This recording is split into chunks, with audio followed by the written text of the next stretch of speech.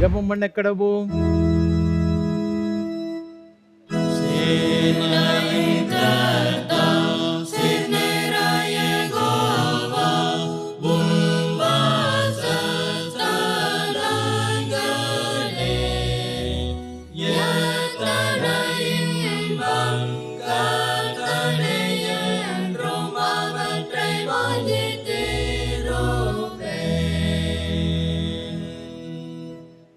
என்னை நோக்கி கூப்பிடு, அப்பொழுது நான் உனக்கு உத்தரவு கொடுத்து நீ அறியாததும் உனக்கு எட்டாததுமான பெரிய காரியங்களை உனக்கு அறிவிப்பேன். மகா பரிசுத்தம் நிறைந்த பரலோக பிதாவே, இந்த ஆசீர்வாதமான மனமகிழ்ச்சி நாளின் காலை திருவிருந்து ஆராதனைக்காக உமக்கு நன்றி செலுத்துகிறோம். ஆண்டவர் தாமே எங்கள் மத்தியிலே எழுந்தருளி உம்முடைய பிரசன்னத்தினால் எங்கள் ஒவ்வொருவரும் நிறைத்து இந்த ஆராதனையின் ஆசீர்வாதங்களினால் நாங்கள் எல்லாரும் நிரப்பப்பட தேவரு கிருபை செய்ய வேண்டும் என்று நாங்கள் ஜெபிக்கிறோம். ஐயா ஆண்டவரே, இந்த நாளிலும் கூட உம்முடைய திவ்ய சாக்கிரமத்தை பெற்றுக்கொள்ள போகிற எங்களை ஆண்டவர் பரிசுத்தப்படுத்தி தகுதிப்படுத்தி ஜீவகாலமெல்லாம் கர்த்தருக்கு சாட்சியாக இருக்க இந்த ஆராதனை எங்களுக்கு ஆசீர்வாதமாக இருக்க உதவி செய்ய வேண்டும் என்று மீட்பர் இயேசு கிறிஸ்துவின் பரிசுத்த நாமத்தை ஜெபிக்கிறோம் தூய பிதாவே, ஆமென். ஆராதனைக்கு ஆரம்பமாக ஆண்டோடைய பரிசுத்த நாமத்துக்கு மகிமை உண்டாக. கீதம் 471 பாமாலை 295 பாடுவோம். அருள் மாறி எங்குமாக பெய்ய. கீதம் 471 பாமாலை 295 பாடுவோம்.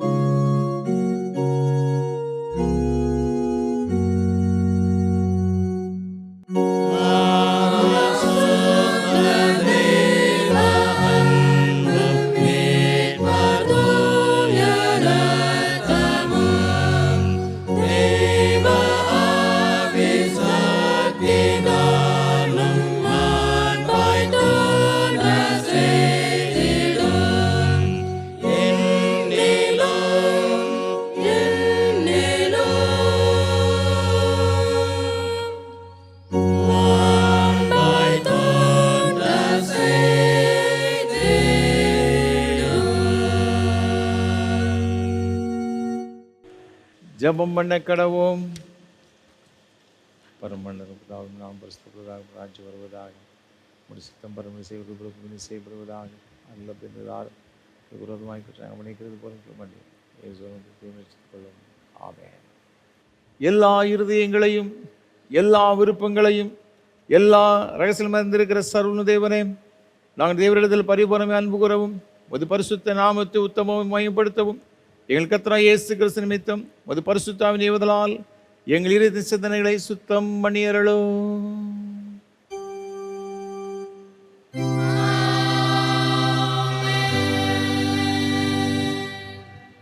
நமது இரட்சகராகிய கிறிஸ்து திருவுளம் பற்றி சொல்லிய வார்த்தைகளாவன: நம்முடைய தேவனாகிய கர்த்தர் ஒருவரே கர்த்தர். உன் தேவனாகிய கர்த்தரிடத்தில் உன் முழு இதயத்தோடும் முழு ஆத்துமாவோடும் உன் முழு மனதோடும் உன் முழு பலத்தோடு அன்பு கூறுவாயாக என்பதை பிரதான கற்பனை. இதற்கொப்பா இருக்கிற இரண்டாம் கற்பனை என்னவென்றால், உன்னிடத்தில் நீ அன்பு கூறுவது போல் பிறனிடத்தில் அன்பு கூறுவா என்பதே. இவைகளின் பெரிய கற்பனை வேறொன்றும் இல்லை என்றார்.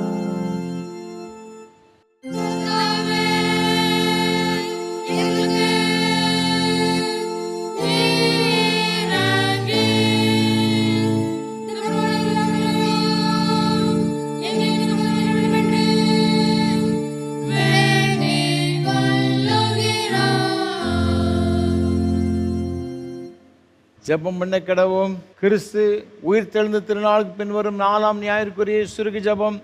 சர்வ வல்லமையுள்ள தேவனே, பாவிகளுடைய அடங்காத சித்தத்தையும் ஆசாபாசங்களையும் அடக்கி ஆளுகிறவரே, பலவித மாறுதலுள்ள உலகத்தில் நாங்கள் இருக்கையில் எங்கள் இருதய மெய் சந்தோஷங்கள் உள்ள மேலுலகத்தை பற்றி கொண்டு உறுதியாய் நிலைத்திருக்கும்படி தேவருக்கு கற்பித்தவைகளை நாங்கள் நேசிக்கவும், நீர் வாக்குத்தத்தம் பண்ணினவைகளை விரும்பியும் எங்கள் ஜீவகால பரியந்தமும் உமக்கு சாட்சிகளாக இருக்க கிருபை செய்ய வேண்டும் என்று ஆண்டவர் இயேசு கிறிஸ்து மூலமாய் வேண்டிக் கொள்கிறோம்.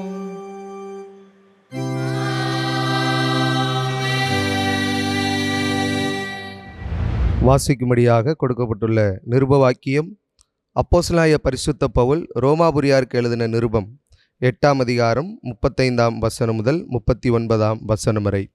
ரோமர் 8ஆம் அதிகாரம் 35வது வசனம் முதல்.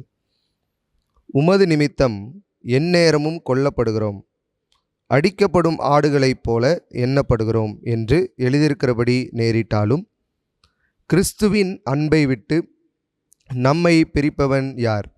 உபத்திரவமோ, வியாகுலமோ, துன்பமோ, பசியோ, நிர்வாணமோ, நாசமோசமோ, பட்டயமோ, இவை எல்லாவற்றிலேயும் நாம் நம்மில் அன்பு கூறுகிறவராலே முற்றும் ஜெயம் கொள்ளுகிறவர்களாக இருக்கிறோமே. மரணமானாலும் ஜீவனானாலும் தேவ தூதர்களானாலும் அதிகாரங்களானாலும் வல்லமைகளானாலும் நிகழ்காரியங்களானாலும் வரும் காரியங்களானாலும் உயர்வானாலும் தாழ்வானாலும் வேறெந்த சிருஷ்டியானாலும் நம்முடைய கர்த்தராகிய கிறிஸ்து இயேசுவில் உள்ள தேவனுடைய அன்பை விட்டு நம்மை பிரிக்க மாட்டாதென்று நிச்சயித்திருக்கிறேன் என்பது. இது ஆண்டவரின் திருவார்த்தை. பரிசுத்த சுவிசேஷ வாக்கியம் பரிசுத்த யோவான் எழுதின நற்செய்தி நூல் 21ஆம் அதிகாரம் 15ஆம் வசனம் முதல் அடங்கியிருக்கிற தேவனுடைய வார்த்தையை கேளுங்கள்.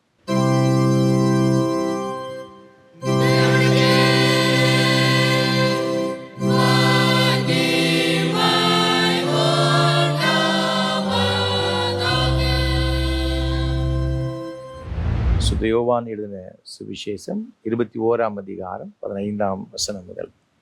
அவர்கள் போஜனம் பண்ணின பின்பு இயேசு சீமோன் பேதுருவை நோக்கி, யோனாவின் குமாரனாகிய சீமோனே, இவர்களிலும் அதிகமாய் நீ என்னிடத்து அன்பாயிருக்கிறாயா என்றார்.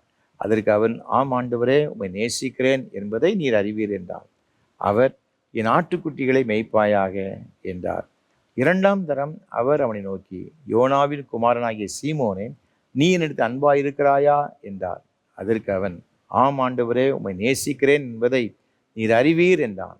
அவர், என் ஆடுகளை மேய்ப்பாயாக என்றார்.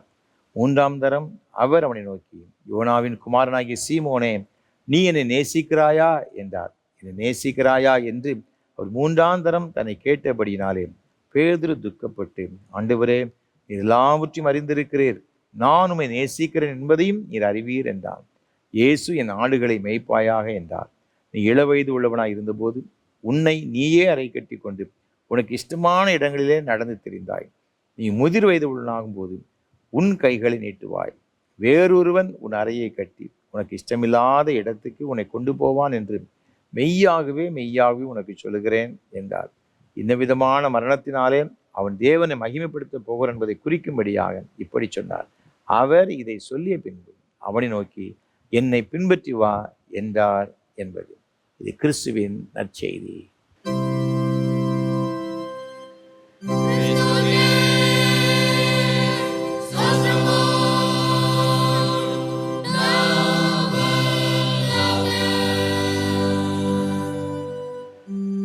வானத்தையும் பூமியையும்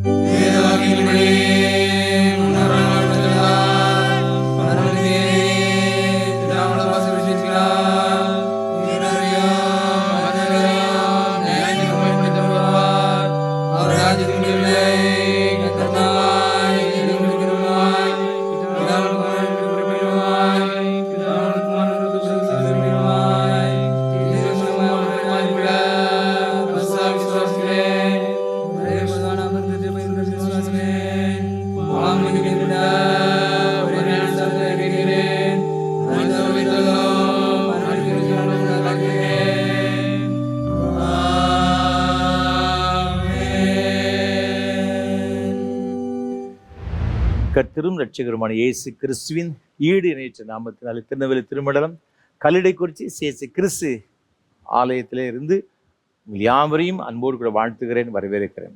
இந்த ஆராதனை வேளை பங்கெடுப்பது ஒரு பெரிய மகிழ்ச்சியான ஒரு காரியம். எல்லாரும் சேர்ந்து வந்து கர்த்தரை ஆராதிப்பது நான் மிகுந்த சந்தோஷம் அடைகிறேன். கர்த்தர் அனைவரையும் ஆசீர்வதிப்பாராக. ஒவ்வொரு வாரம் உங்களோடு கூட சேர்ந்து கர்த்தரை துதிக்க ஸ்தோத்தரிக்க தேவன் கொடுத்த எல்லா கிருபைகளுக்காக ஆண்டவரை துதிக்கிறேன். விசேஷமாக இந்த நல்ல வாய்ப்புகளை நமக்கு ஒவ்வொரு வாரம் தந்து கொண்டு வருகிற நம்முடைய அன்பிற்கும் மரியாதைக்கும் ஒரு அருமையான ஐயா சாது சுந்தர் செல்வராஜ் அவர்களுக்காக உள்ளத்தின் ஆழத்திலிருந்து கர்த்தரை துதிக்கிறேன், ஸ்தோத்தரிக்கிறேன்.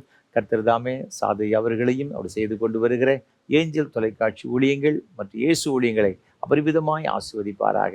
நம்முடைய தனி ஜபங்களிலே, குடும்ப ஜபங்களிலே சாதை அவர்களுக்காக அவர் செய்து கொண்டு வருகிற மகத்துவமான ஊழியங்களுக்காக ஜெபிப்போம். ஆண்டவருடைய ஆசீர்வாதங்களை நாம் பெற்றுக்கொள்வோம். ஒவ்வொரு வாரம் மிகுந்த ஜெபத்தோடு அதிக பிரயாசத்தோடு இந்த ஊழியங்களை உங்களுக்கு வழங்கி கொண்டு வருகிறோம். ஒரு ஜெபங்கள் அதிகமாக எங்களுக்கு தேவை.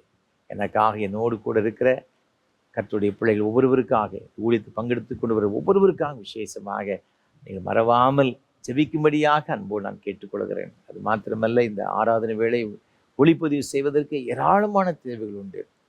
அநேக மக்கள் இதன் மூலமாக ஆசீர்வதிக்கப்படுகிறார்கள். ஆலயங்கள் இல்லாத கிராமங்களில் இருக்கின்ற மக்கள், அது மாத்திரமல்ல, ஆலயத்துக்கு செல்ல முடியாமல் இருக்கின்ற வயோதிப கருமையான பெற்றோர்கள், வெளிநாடுகளில் இருக்கிற பிள்ளைகள், அநேகருக்கு இது ஆசீர்வாதமாக இருப்பது என்று நான் மிகுந்த மகிழ்ச்சி அடைகிறேன். கர்த்தரை துதிக்கிறேன், ஸ்தோத்தரிக்கிறேன். நீங்கள் செய்கிற உதவி இப்படிப்பட்ட பிள்ளைகள் அவர்கள் ஆண்டவரை ஆராதிப்பதற்கும் ஆண்டவருடைய ஆசீர்வாதம் பெற்றுக்கொள்வதற்கும் மிகவும் உதவிகரமாக இருக்கும் என்று சந்தேகம் கிடையாது. ஆகவே கர்த்தர் உங்கள் உள்ளத்தை ஏவார்னு சொன்னால் நீங்கள் தாராளமாக மனம் வந்து தாங்க முன்வர உங்களை மிகுந்த அன்போடு கூட கேட்டுக்கொள்கிறேன். இந்த நாளிலும் கூட இந்த ஆராதனை வேளை தாங்க முன் வந்திருக்கின்ற சென்னை வேளாச்சேரி சார்ந்த அன்புக்குரிய தகப்பனார் திரு கிளாட்ஸ்டன் ஜெபமணி, ஓய்வு பெற்ற சீஃப் இன்ஜினியர், அவர்களுக்காக கர்த்தரை துதிக்கிறேன், ஸ்தோத்தரிக்கிறேன். அவருடைய அன்புக்குரிய துணைவியார் திருமதி சாந்தகுமாரி கிளாட்ஸ்டன் அவர்களுக்காக ஆண்டவரை துதிக்கிறேன். நம்முடைய ஊழியங்களை அதிகமாய் நேசிக்கின்றவர்கள், நம்ம ஊழியங்களுக்காக ஜெபிக்கின்றவர்கள், நம்முடைய ஊழியங்களை ஆதரிக்கின்ற ஒரு அருமையான குடும்பத்தில் கர்த்தர் தாமே இந்த அன்புக்குரிய பெற்றோர்களை அபரிவிதமாக ஆசீர்வதிப்பாராக. தேவன் அவளுக்கு கொடுத்த அருமையான 2 பிள்ளைகளுக்காக ஆண்டவரை துதிக்கிறேன். இங்கிலாந்து தேசத்தில் வாழ்ந்து கொண்டிருக்கின்ற அருமையான சகோதரர் திரு ராஜேஷ் ஜெபராஜ், திருமதி அபிஷா அவர்களுக்காக கர்த்தரை துதிக்கிறேன். தேவனுக்கு கொடுத்த அருமையான 2 பிள்ளைகளுக்காக ஆண்டவரை ஸ்தோத்தரிக்கிறேன். அதே போல் அடுத்த மகன் அமெரிக்க தேசத்தில் வசித்துக் கொண்டிருக்கிற அருமையான சகோதரர் தினேஷ் சாமுவேல் அவர்களுக்காக, திருமதி கேரன் எலிசபெத் அவர்களுக்காக ஆண்டவரை துதிக்கிறேன். கர்த்தர் தாமே இந்த அருமையான தம்பதிகளையும் அபரிவிதமாய் ஆசீர்வதிப்பாராக. அன்புக்குரிய ஐயாவுக்கு கொடுத்த பேர குழந்தைகளுக்காக ஆண்டவரை துதிக்கிறேன். Christian Gladstone, Joshua Gladstone, Joel Gladstone, hope Jaya Gladstone, இந்த அருமையான பிள்ளைகள் ஒவ்வொருவருக்காக ஆண்டவரை துதிக்கிறேன், ஆண்டவரை ஸ்தோத்தரிக்கிறேன். கர்த்தர் தாமே உன் பிள்ளைகளின் பந்திய சுற்றிலும் ஒளிமர கண்ணுகளைப் போல் இருப்பார்கள் சொன்ன வார்த்தையின்படியும் அருமையான கற்பத்தின்கள் ஒவ்வொருவரையும் ஆண்டவர் அபரிவிதமாக ஆசீர்வதிப்பாராக. ஏசாயா தீர்க்கதரிசன புத்தகம் 60ஆம் அதிகாரம் 20ஆம் வசனத்திலே வேதம் சொல்கிறபடியே, உன் சூரியன் இனி அஸ்தமிப்பதும் இல்லை, உன் சந்திரன் மறைவதும் இல்லை, கர்த்தரே உனக்கு நித்திய வெளிச்சமாயிருப்பார், உன் துக்க நாட்கள் முடிந்து போகும் என்ற வார்த்தையின்படி ஆண்டவர் இந்த அருமையான குடும்பத்தின் பிள்ளைகளுக்கு எப்பொழுதும் நித்திய வெளிச்சமாயிருந்து சதா காலங்களையும் அவளோடு கூட இருந்து எல்லா விதமான ஆசீர்வாதங்களையும் நன்மைகளையும் நிறைவாய் கட்டளையிட்டு வழிநடத்துவாராக. அது மாத்திரமல்ல, இந்த ஊழியங்களுக்காய் பல வகையில் உதவி செய்கிற உங்கள் எல்லாருக்காகவும் ஆண்டவரை துதிக்கிறேன். கர்த்தர் அனைவரையும் அபரிவிதமாய் ஆசீர்வதிப்பாராக. தேவ கிருபை உங்களோடு கூட எப்பொழுதும் நிலைத்திருப்பதாக. ஆமென்.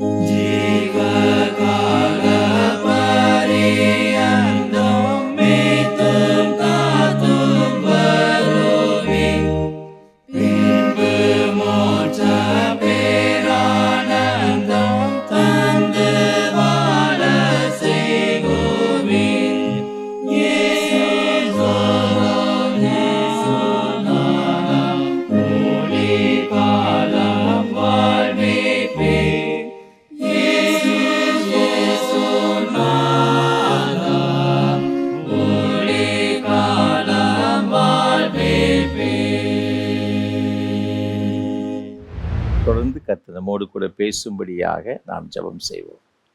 பரிசுத்த பிதாவே, உம்முடைய திருவார்த்தைகளை கேட்க நாங்கள் இப்பொழுது வந்திருக்கிறோம் அப்பா. எங்கள் ஒவ்வொருவரோடு கூட நீர் பேசும்படியாக நாங்கள் ஜெபிக்கிறோம். இன்றைக்கு நாங்கள் கற்றுக்கொள்ளுகிற உம்முடைய வேத வசனங்கள் எங்கள் ஒவ்வொருடைய ஆவி, ஆத்மா, சரீரத்திற்கு மிகவும் பிரயோஜனமாக இருக்கவும், எங்கள் வாழ்க்கையிலே நாங்கள் அபியாசப்படுத்தி உம்முடைய மேன்மையான ஆசீர்வாதங்களை பெற்றுக்கொள்ளவும் எங்கள் ஆண்டவர் எங்களுக்கு உதவி செய்யும்படியாக ஜெபிக்கிறோம். என்னை முற்றிலுமாய் தாழ்த்தி உமது கரத்தில் ஒப்புக் கொடுக்கிறோம். பொறுப்படுத்திக் எங்களோடு கூட நீர் பேசும். இயேசு கிறிஸ்துவின் பரிசுத்த நாமத்தில் ஜெபிக்கிறோம் தூய பிதாவே, ஆமென். கிறிஸ்துவுக்குள் மிகவும் பிரியமானவர்களே, ஆண்டவர் இயேசு கிறிஸ்துவின் ஈடு இணையற்ற நாமத்தினாலும் எல்லாரையும் அன்போடு கூட வாழ்த்துகிறேன். ஆண்டவருடைய கிருபையும் ஆசீர்வாதம் உங்களோடு கூட இன்றும் என்றும் சதா காலங்களில் நிலைத்திருப்பதாக. இந்த நாளிலும் கூட நாம் சிந்திக்கும்படியாக நமக்கு கொடுக்கப்பட்டிருக்கின்ற தியான பொருள் உள்ளார்ந்த அன்புடன் கிறிஸ்துவை பின்பற்றுதல். உள்ளார்ந்த அன்போடு கூட ஆண்டவரை பின்பற்ற வேண்டும் என்று ஒரு தியான பொருள் தலைப்பு நமக்கு கொடுக்கப்பட்டிருக்கிறது. ஆதாரமாக தெரிந்து கொண்ட வேத வசனம் அப்போஸ்தலனாகிய பரிசுத்த யோவான் எழுதின சுவிசேஷம் 21ஆம் அதிகாரம் 19ஆம் வசனத்தின் பின்பகுதி இவ்வாறாக சொல்லப்பட்டிருக்கிறது. இயேசு இதை சொல்லிய பின்பு அவனை நோக்கி, என்னை பின்பற்றி வா என்றார். ஆண்டவராக இருக்கிற இயேசு கிறிஸ்து பேதுருவை பார்த்து சொல்லுகின்றார், என்னை பின்பற்றி வா. என்னை பின்பற்றி வர வேண்டும் என்று சொல்லுகிற ஆண்டவர் அதற்கு முன்பாக பேதுருவோடு கூட என்ன சொன்னார் என்பதை குறித்து இது 15 முதல் 17 வரை உள்ள வசனங்கள்ல மிக அழகாக எழுதப்பட்டிருக்கிறது. ஆண்டவர் பேதுருவை பார்த்து கேட்கின்றார், யோனாவின் குமாரனாகிய சீமோனே, இவர்களிலும் அதிகமாய் நீ என்னிடத்தில் அன்பாய் இருக்கிறாயா என்று கேட்கிறதாக சொல்லப்பட்டிருக்கிறது.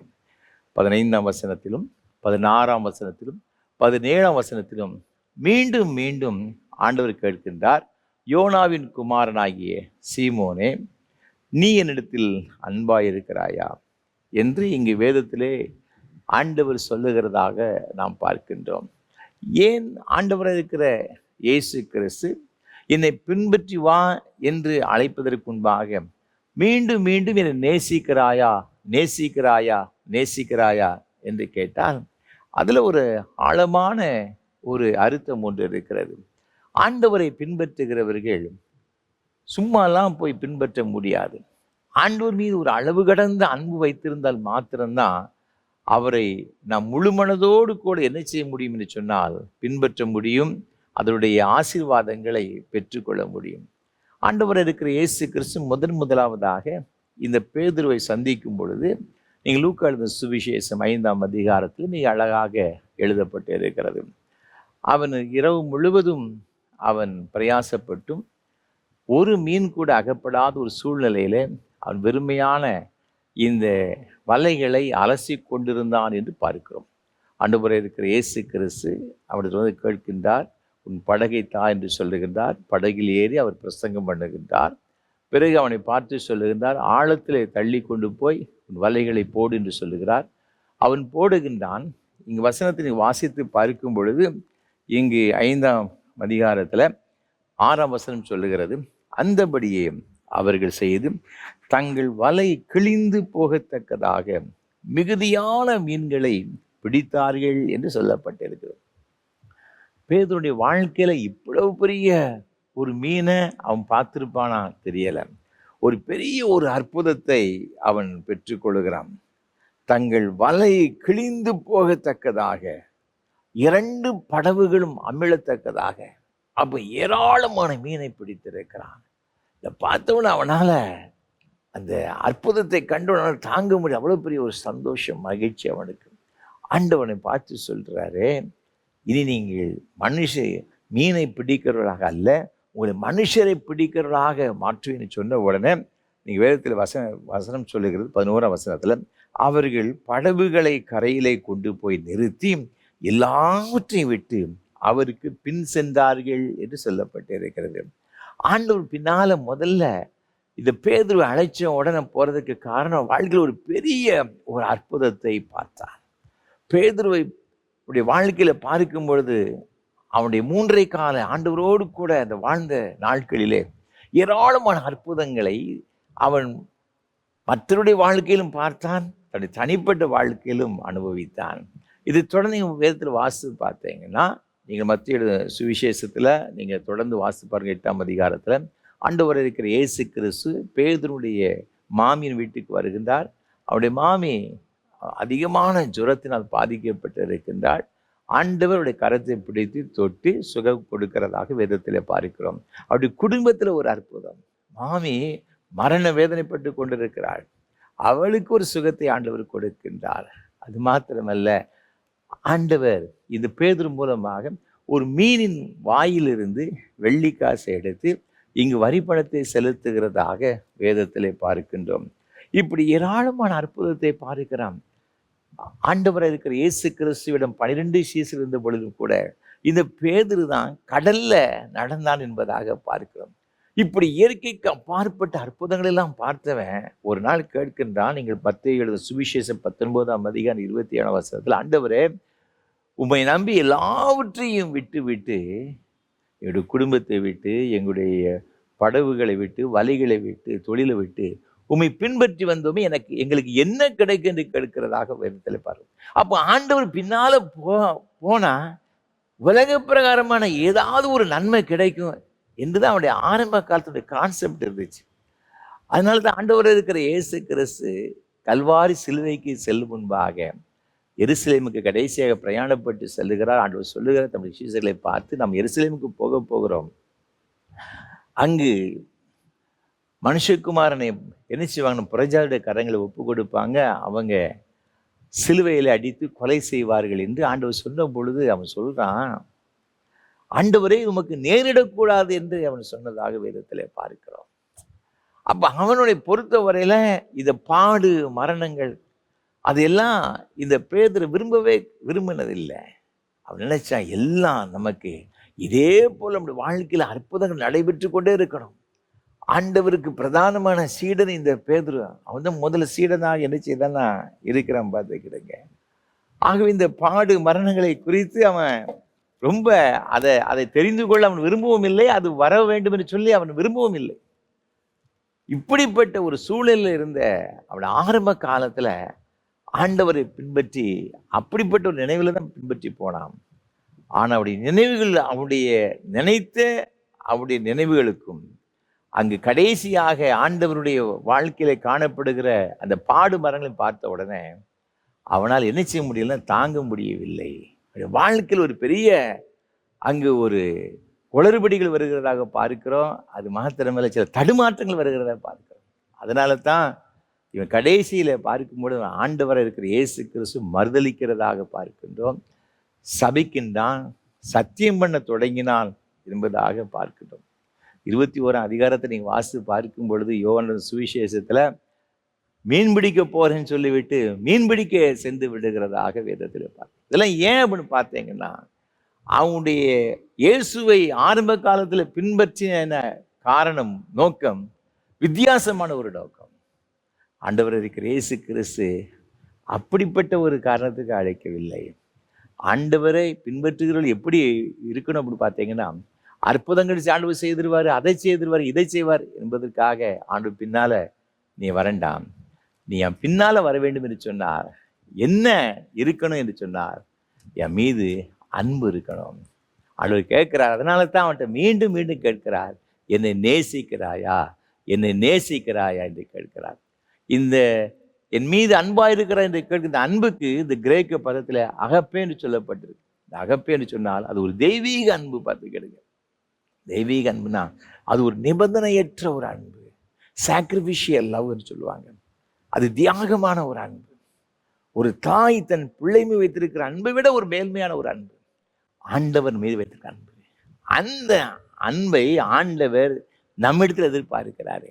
இந்த அன்பு நம்முடைய வாழ்க்கையில் இருக்கும் என்று சொன்னால் மாத்திரம்தான், இந்த அன்பினால் மாத்திரம்தான் நீங்க இந்த அன்போடு கூட தான் என்னை பின்பற்ற வேண்டும் என்று சொல்லி ஆண்டவர் இங்கு வேதத்துல சொல்லுகிறத பார்க்க. அதனால தான் ஆரம்பத்துல நம்ம பார்க்கும் பொழுது பேதுருவுடைய வாழ்க்கையில அவன் அற்புதங்களை கண்டு பின்னால போனவன். ஆண்டவருடைய வாழ்க்கையில எத்தனையோ இயற்கைக்கு அப்பாற்பட்ட அநேக காரியங்களை ஆண்டவர் செய்ததை எண்ணி முதல்ல அவன் ரொம்ப சந்தோஷப்பட்டு இருக்கிறான். இப்படிப்பட்ட ஒரு தலைவர் நமக்கு கிடைச்சிருக்கிறாரு, அவர் கூட நம்ம வேலை பார்க்க போறோம். ஏன்டா ஆண்டவராக இயேசு கிறிஸ்து தேவனுடைய ராஜ்யத்தை குறித்து அவருடைய எல்லாத்தையும் சொன்னோன்னு அவன் நினைச்சுக்கிட்டான் உலக பிரகாரமாக ஒரு சாம்ராஜ்யத்தை ஆண்டவர் அமைப்பாருக்கு கூட தான் இவங்களுடைய எண்ணம் இருந்துச்சு பார்த்துக்கிட்ட. ஆனால் ஆண்டவர் இந்த ராஜ்யத்திற்காக அல்ல, அழியாத ஒரு ராஜ்யத்தை ஸ்தாபிக்கப்படும்படியாக அந்த ராஜ்யத்தை எல்லாரும் கொண்டு சேர்க்க விட என்ற எண்ணத்தோடு தான் ஆண்டவர் இந்த உலகத்தில் வந்தார், இவர்களெல்லாம் அழைத்தார். இப்போ கேட்கிறாரு, உயிரோடு கூட எழுந்த பிறகு, யோனாவின் குமாரனாகிய சீமோனே, நீ என்னை நேசிக்கிறாயா? இந்த நேசம், இந்த அன்பு என்பது ஒரு தியாகமான ஒரு அன்பு. இந்த அன்பு நம்முடைய உள்ளத்தில் இருக்கும் பொழுது, இந்த அன்பினால் நாம் நிரப்பப்பட்டிருக்கும் பொழுது மாத்திரம்தான் ஒருவேளை நம்முடைய வாழ்க்கையில் எவ்வளோ பாடுகள், எவ்வளோ கஷ்டங்கள், எவ்வளோ உத்தரங்கள் வந்தாலும் கூட இயேசுவை விட்டு விட்டு ஓடிட மாட்டோம். என்ன வந்தாலும் நம்புவேன், யார் கைவிட்டாலும் பின் செல்வேன் என்று பக்தன் பாடுறது போல அவர் பின்னாலும் செல்வதற்கு இந்த ஒரு அன்பு வேண்டும். சமீபத்தில் ஒரு புலவர் ஒருவர் சொல்லுவதை நான் கேட்டேன். கோயம்புத்தூரில் ஒரு அருமையான ஒரு தாயார் காலையில் 6 மணிக்கே ஏர்போர்ட்டுக்கு வந்துட்டாங்க. கையில் ஒரு ஒரு மூட்டையை கட்டி வச்சுருக்கிறாங்க. அவருடைய துணிகளெல்லாம் வச்சு ஒரு மூட்டை மாதிரி வச்சுருக்கிறாங்க. அவங்க 6 மணிக்கே வந்தவங்க அங்கங்கே போய்கிட்டு இருக்கிறாங்க, யாரையும் தேடுறாங்க, கிடைக்கல. அப்புறம் உட்காந்துருக்கிறாங்க, திருப்பி தேடுறாங்க, கிடைக்கல. 8 ஆச்சு, 10 ஆச்சு, 11 ஆச்சு, 12 ஆச்சு. இந்த அம்மா வெயிட் பண்ணிக்கிட்டே இருக்கிறாங்க. அப்போ அந்த ஏர்போர்ட்டில் உள்ள அந்த செக்யூரிட்டி வந்து கேட்குறாங்க, அம்மா நீங்கள் ரொம்ப நேரமாக அந்த அம்மா வாட்ச் பண்ணிகிட்டு இருக்காங்க, காலையிலேயே வந்துட்டீங்களே, நீங்கள் அங்கேயுமா போயிட்டு வந்துக்கிட்டு இருக்கீங்களே, நீங்கள் எங்கே போகிறீங்க, எந்த ஃப்ளைட்டை பிடிக்க போகிறீங்க, யாரை தேடி கொண்டு இருக்குன்னு கேட்ட பொழுது அம்மா சொன்னாங்க, ஐயா நானும் என் மகனும் தான் வந்தோம். என் மகன் சிங்கப்பூரில் இருக்கிறான்.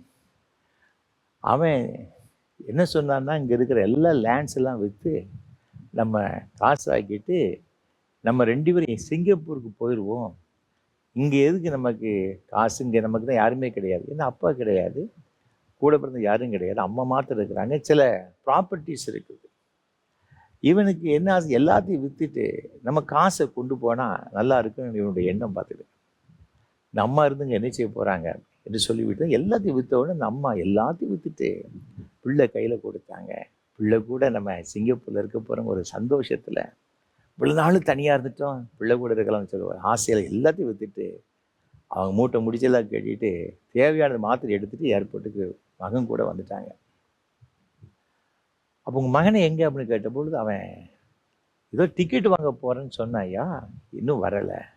எப்போ சொன்னாங்க, எப்போ வந்தீங்க, காலைல 6 மணிக்கு வந்துட்டோம், வந்து கொஞ்ச நேரத்தில் போனவன் இன்னும் வர காணல, பிள்ளை எங்கேயாவது போயிருப்பான், இல்லை டிக்கெட்டு கிடச்சிருக்காது, அலைஞ்சிக்கிட்டு இருப்பான், நான் அவனை தான் பார்த்துக்கிட்டு இருக்கேன்.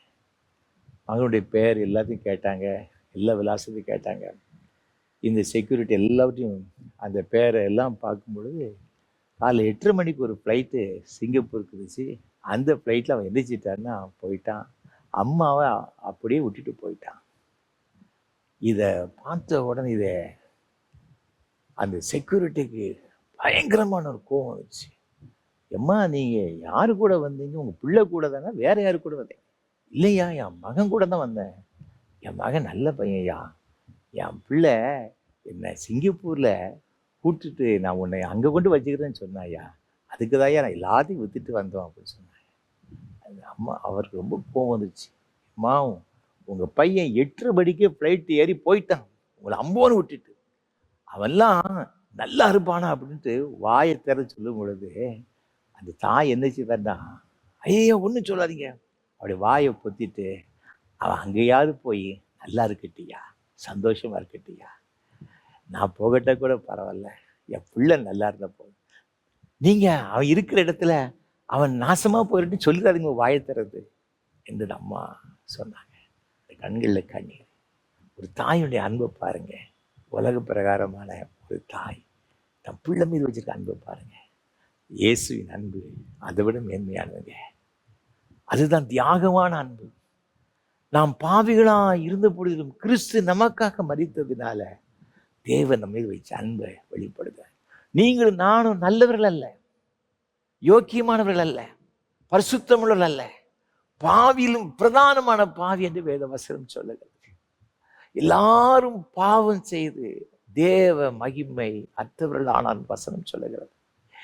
இப்படிப்பட்ட ஒரு இழிவான பாவிகளுக்காக பரிசுத்தமுள்ள தெய்வம் பரலோகத்தை விட்டு இறங்கி நமக்காக இந்த உலகத்தில் 33 ஆண்டு காலங்கள் வாழ்ந்து கடைசியில சிலுவையிலே தம்மையே ஜீவபலி ஒப்பு கொடுத்தாங்க.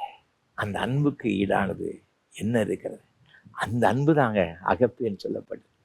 ஆண்டவர் இந்த பேதுருவை பார்த்து கேட்கிறாரு, பேதுருவே, நீ பின்னால வான்னு சொன்னவன் நீ வந்துட்டப்பா, ஆனா ஒரு கஷ்டம் ஒரு பாடுன்னு வந்த உடனே என்னை தெரியாதுன்னு மறுதளிச்சிட்டேன், சபிச்சிட்டேன், சத்தியம் பண்ண தொடங்கிட்டேன்.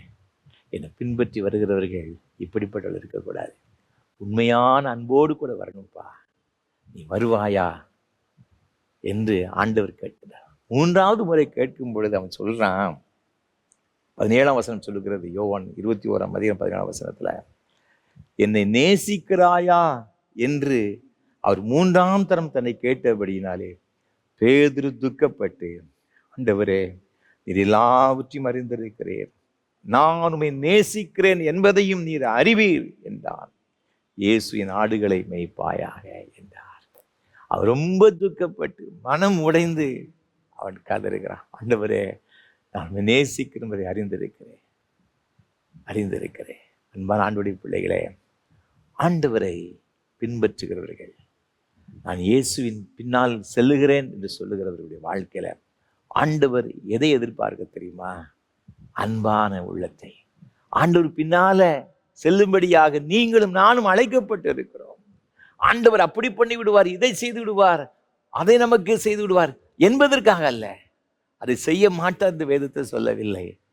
நீ அதற்காக செல்லாதே, என் மீது அன்பு கூர்ந்து, உனக்காக நான் எந்த தியாக பலியை ஒப்பு கொடுத்தேனே, அந்த அன்பை நீ நினைத்து அன்பு நிமித்தம் என் பின்னால வர நீ ஆயத்தமாய் இருக்கிறாயா என்று ஆண்டவர் கேட்கின்றதை பாருங்க.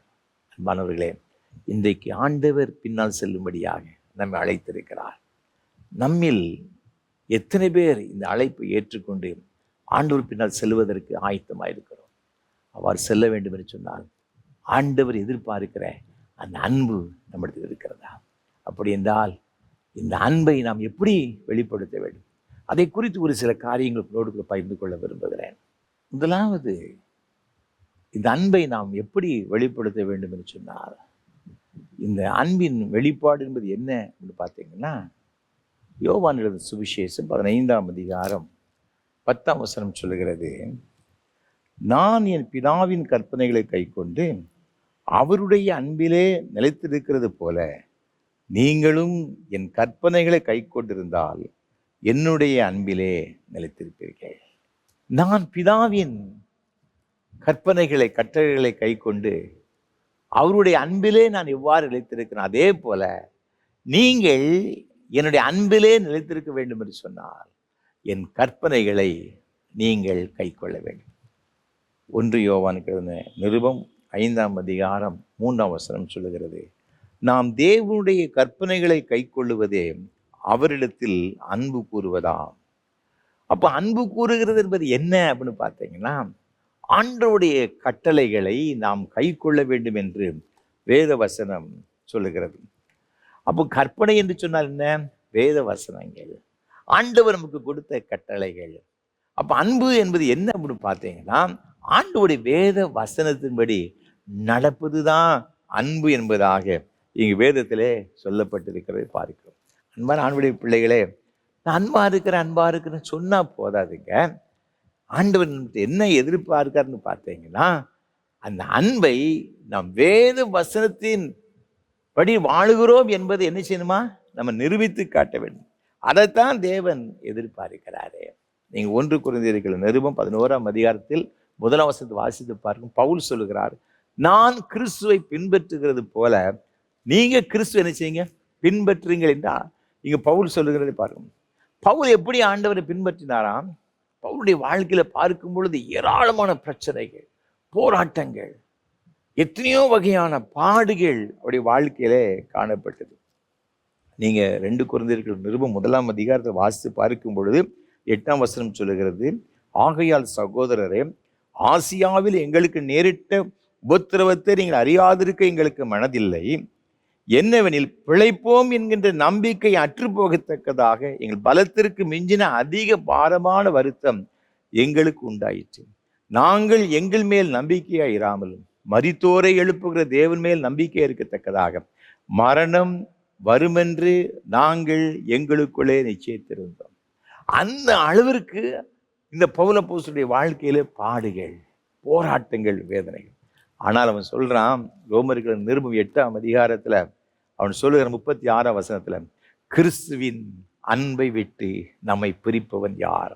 உபத்திரவமோ, வியாகுலமோ, துன்பமோ, பசியோ, நிர்வாணமோ, நாசமோசமோ, பட்டயமோ, இவை எல்லாவற்றிலேயும் நாம் நம்மில் அன்பு கூறுகிறாலே முற்றும் ஜெயங்கொள்ளுகளாக இருக்கிறோம்.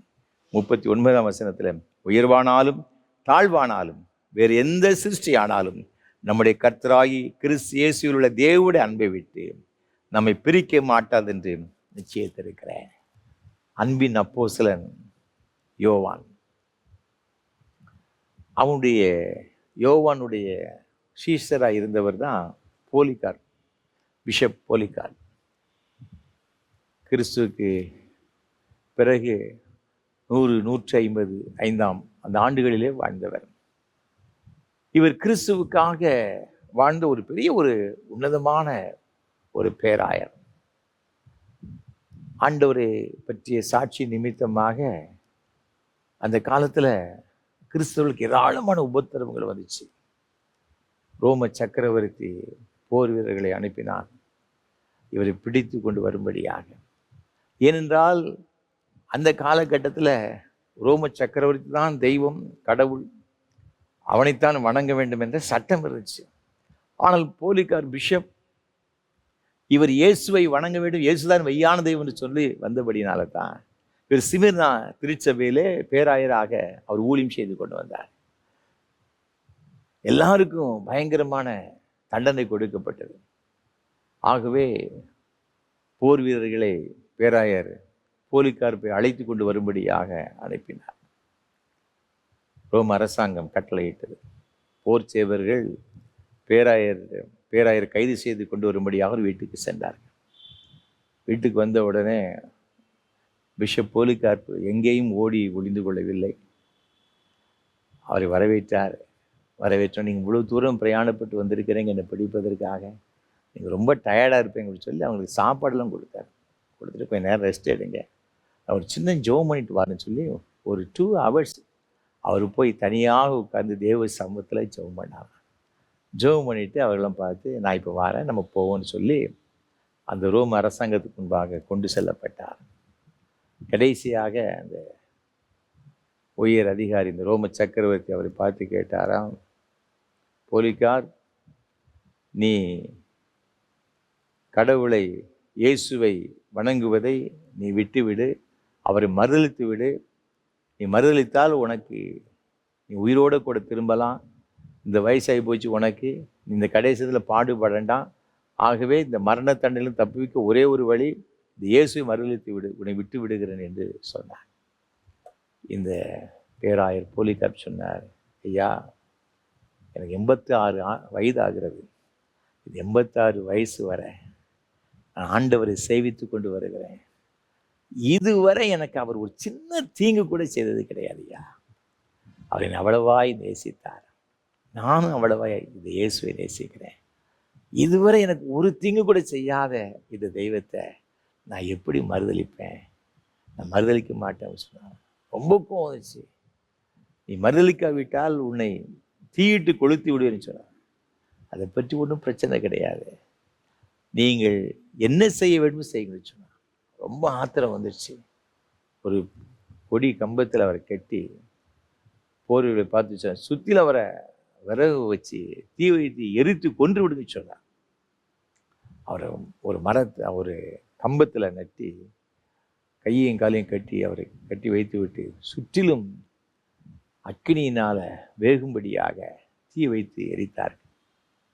ஆனால் வரலாறு என்ன சொல்கிறதுன்னு சொன்னால், அந்த அக்கினி அவரை சேதப்படுத்த முடியல, சுற்றிலும் அரண் போல் நின்று விட்டதாம். இதை பார்த்துக்கணும், பெரிய ஆச்சரியம். ஆனாலும் கோபம் தாங்க முடியவில்லை. போர் வீரனை பார்த்து சொன்னார், அந்த பேராயரை குத்தி கொலை செய்து விடுன்னு சொன்னார். அதற்கப்புறமாக இந்த போர் வீரன் ஒருவன் சென்று ஈட்டியால் அவரை குத்தி கொலை செய்தான் என்பதாக வரலாறு சொல்லுகிறது. ஏன் சொல்லுகிறேன்னு சொன்ன அன்பானவர்களே, இந்த பிஷப் போலிகார்ப்புக்கு எப்படி இவ்வளோ ஒரு தைரியம் வந்துச்சு, ஏன் இவ்வளோ ஒரு உறுதியாக நின்றாருன்னு சொன்னார், ஆண்டவர் மீது வைத்த அன்பு. அவர் சொன்ன, அவர் என்ன தன்னுடைய வாழ்க்கையில் பிரசங்கம் பண்ணினாரோ அதை தன்னுடைய வாழ்க்கையில் அவர் இணைச்சதார நிறைவேற்றி கொடுத்தார். இப்படிப்பட்ட பரிசுத்தவான்கள் ஆதி காலங்களில் தன்னுடைய வாழ்க்கையே ஆண்டவருக்காக ஒப்பு கொடுத்தனால தாங்க இன்றைக்கு உலகமெங்கும் இந்த கிறிஸ்துவ மார்க்கம் வேகமாக பரம்பி வளர்ந்து வருகிறது. எத்தனையோ எதிர்ப்புகள், எத்தனையோ வகையான தடைகள் வந்துச்சு. கிறிஸ்துவ மார்க்கத்தை இல்லாமல் அழித்து விடும்னு சொல்லி எத்தனையோ பேர் எழுப்பி வந்தாங்க. அவர்கள் அழிந்து போனார்களுங்க. ஆனால் இன்றைக்கு கிறிஸ்துவ மார்க்கம் அழிந்து போகவில்லை. ஆண்டவர் இந்த விசுவாசியுடைய கூட்டத்தை நீ எழுப்பிக் கொண்டே இருக்கின்றார், எழுப்பிக் கொண்டே இருக்கின்றார். அதுக்கு ஒரே ஒரு காரணம், ஆண்டவருடைய வேத வசனத்தில் இருக்கிற அந்த வல்லமை. அந்த வசனத்தின்படி வாழுகிறவருடைய வாழ்க்கையில் காணப்படும் அந்த அன்பு, அந்த தெய்வீக அன்பு அநேகரை இயேசுவிடம் நேராக திருப்பி கொண்டு வருகிறது. அன்பானவர்களே, நம்முடைய வாழ்க்கையில் வசனத்தை பேசினா போதாதுங்க. இன்றைக்கு இந்த பைபிளை வைத்துக்கொண்டு பேசுகிறவர்கள் ஏராளமான பேர் இருக்கிறாங்க. ஆனால் எத்தனை பேர் இந்த வசனத்தின்படி வாழும்படியே தன்னை ஒப்பு கொடுத்திருக்கிறோம்.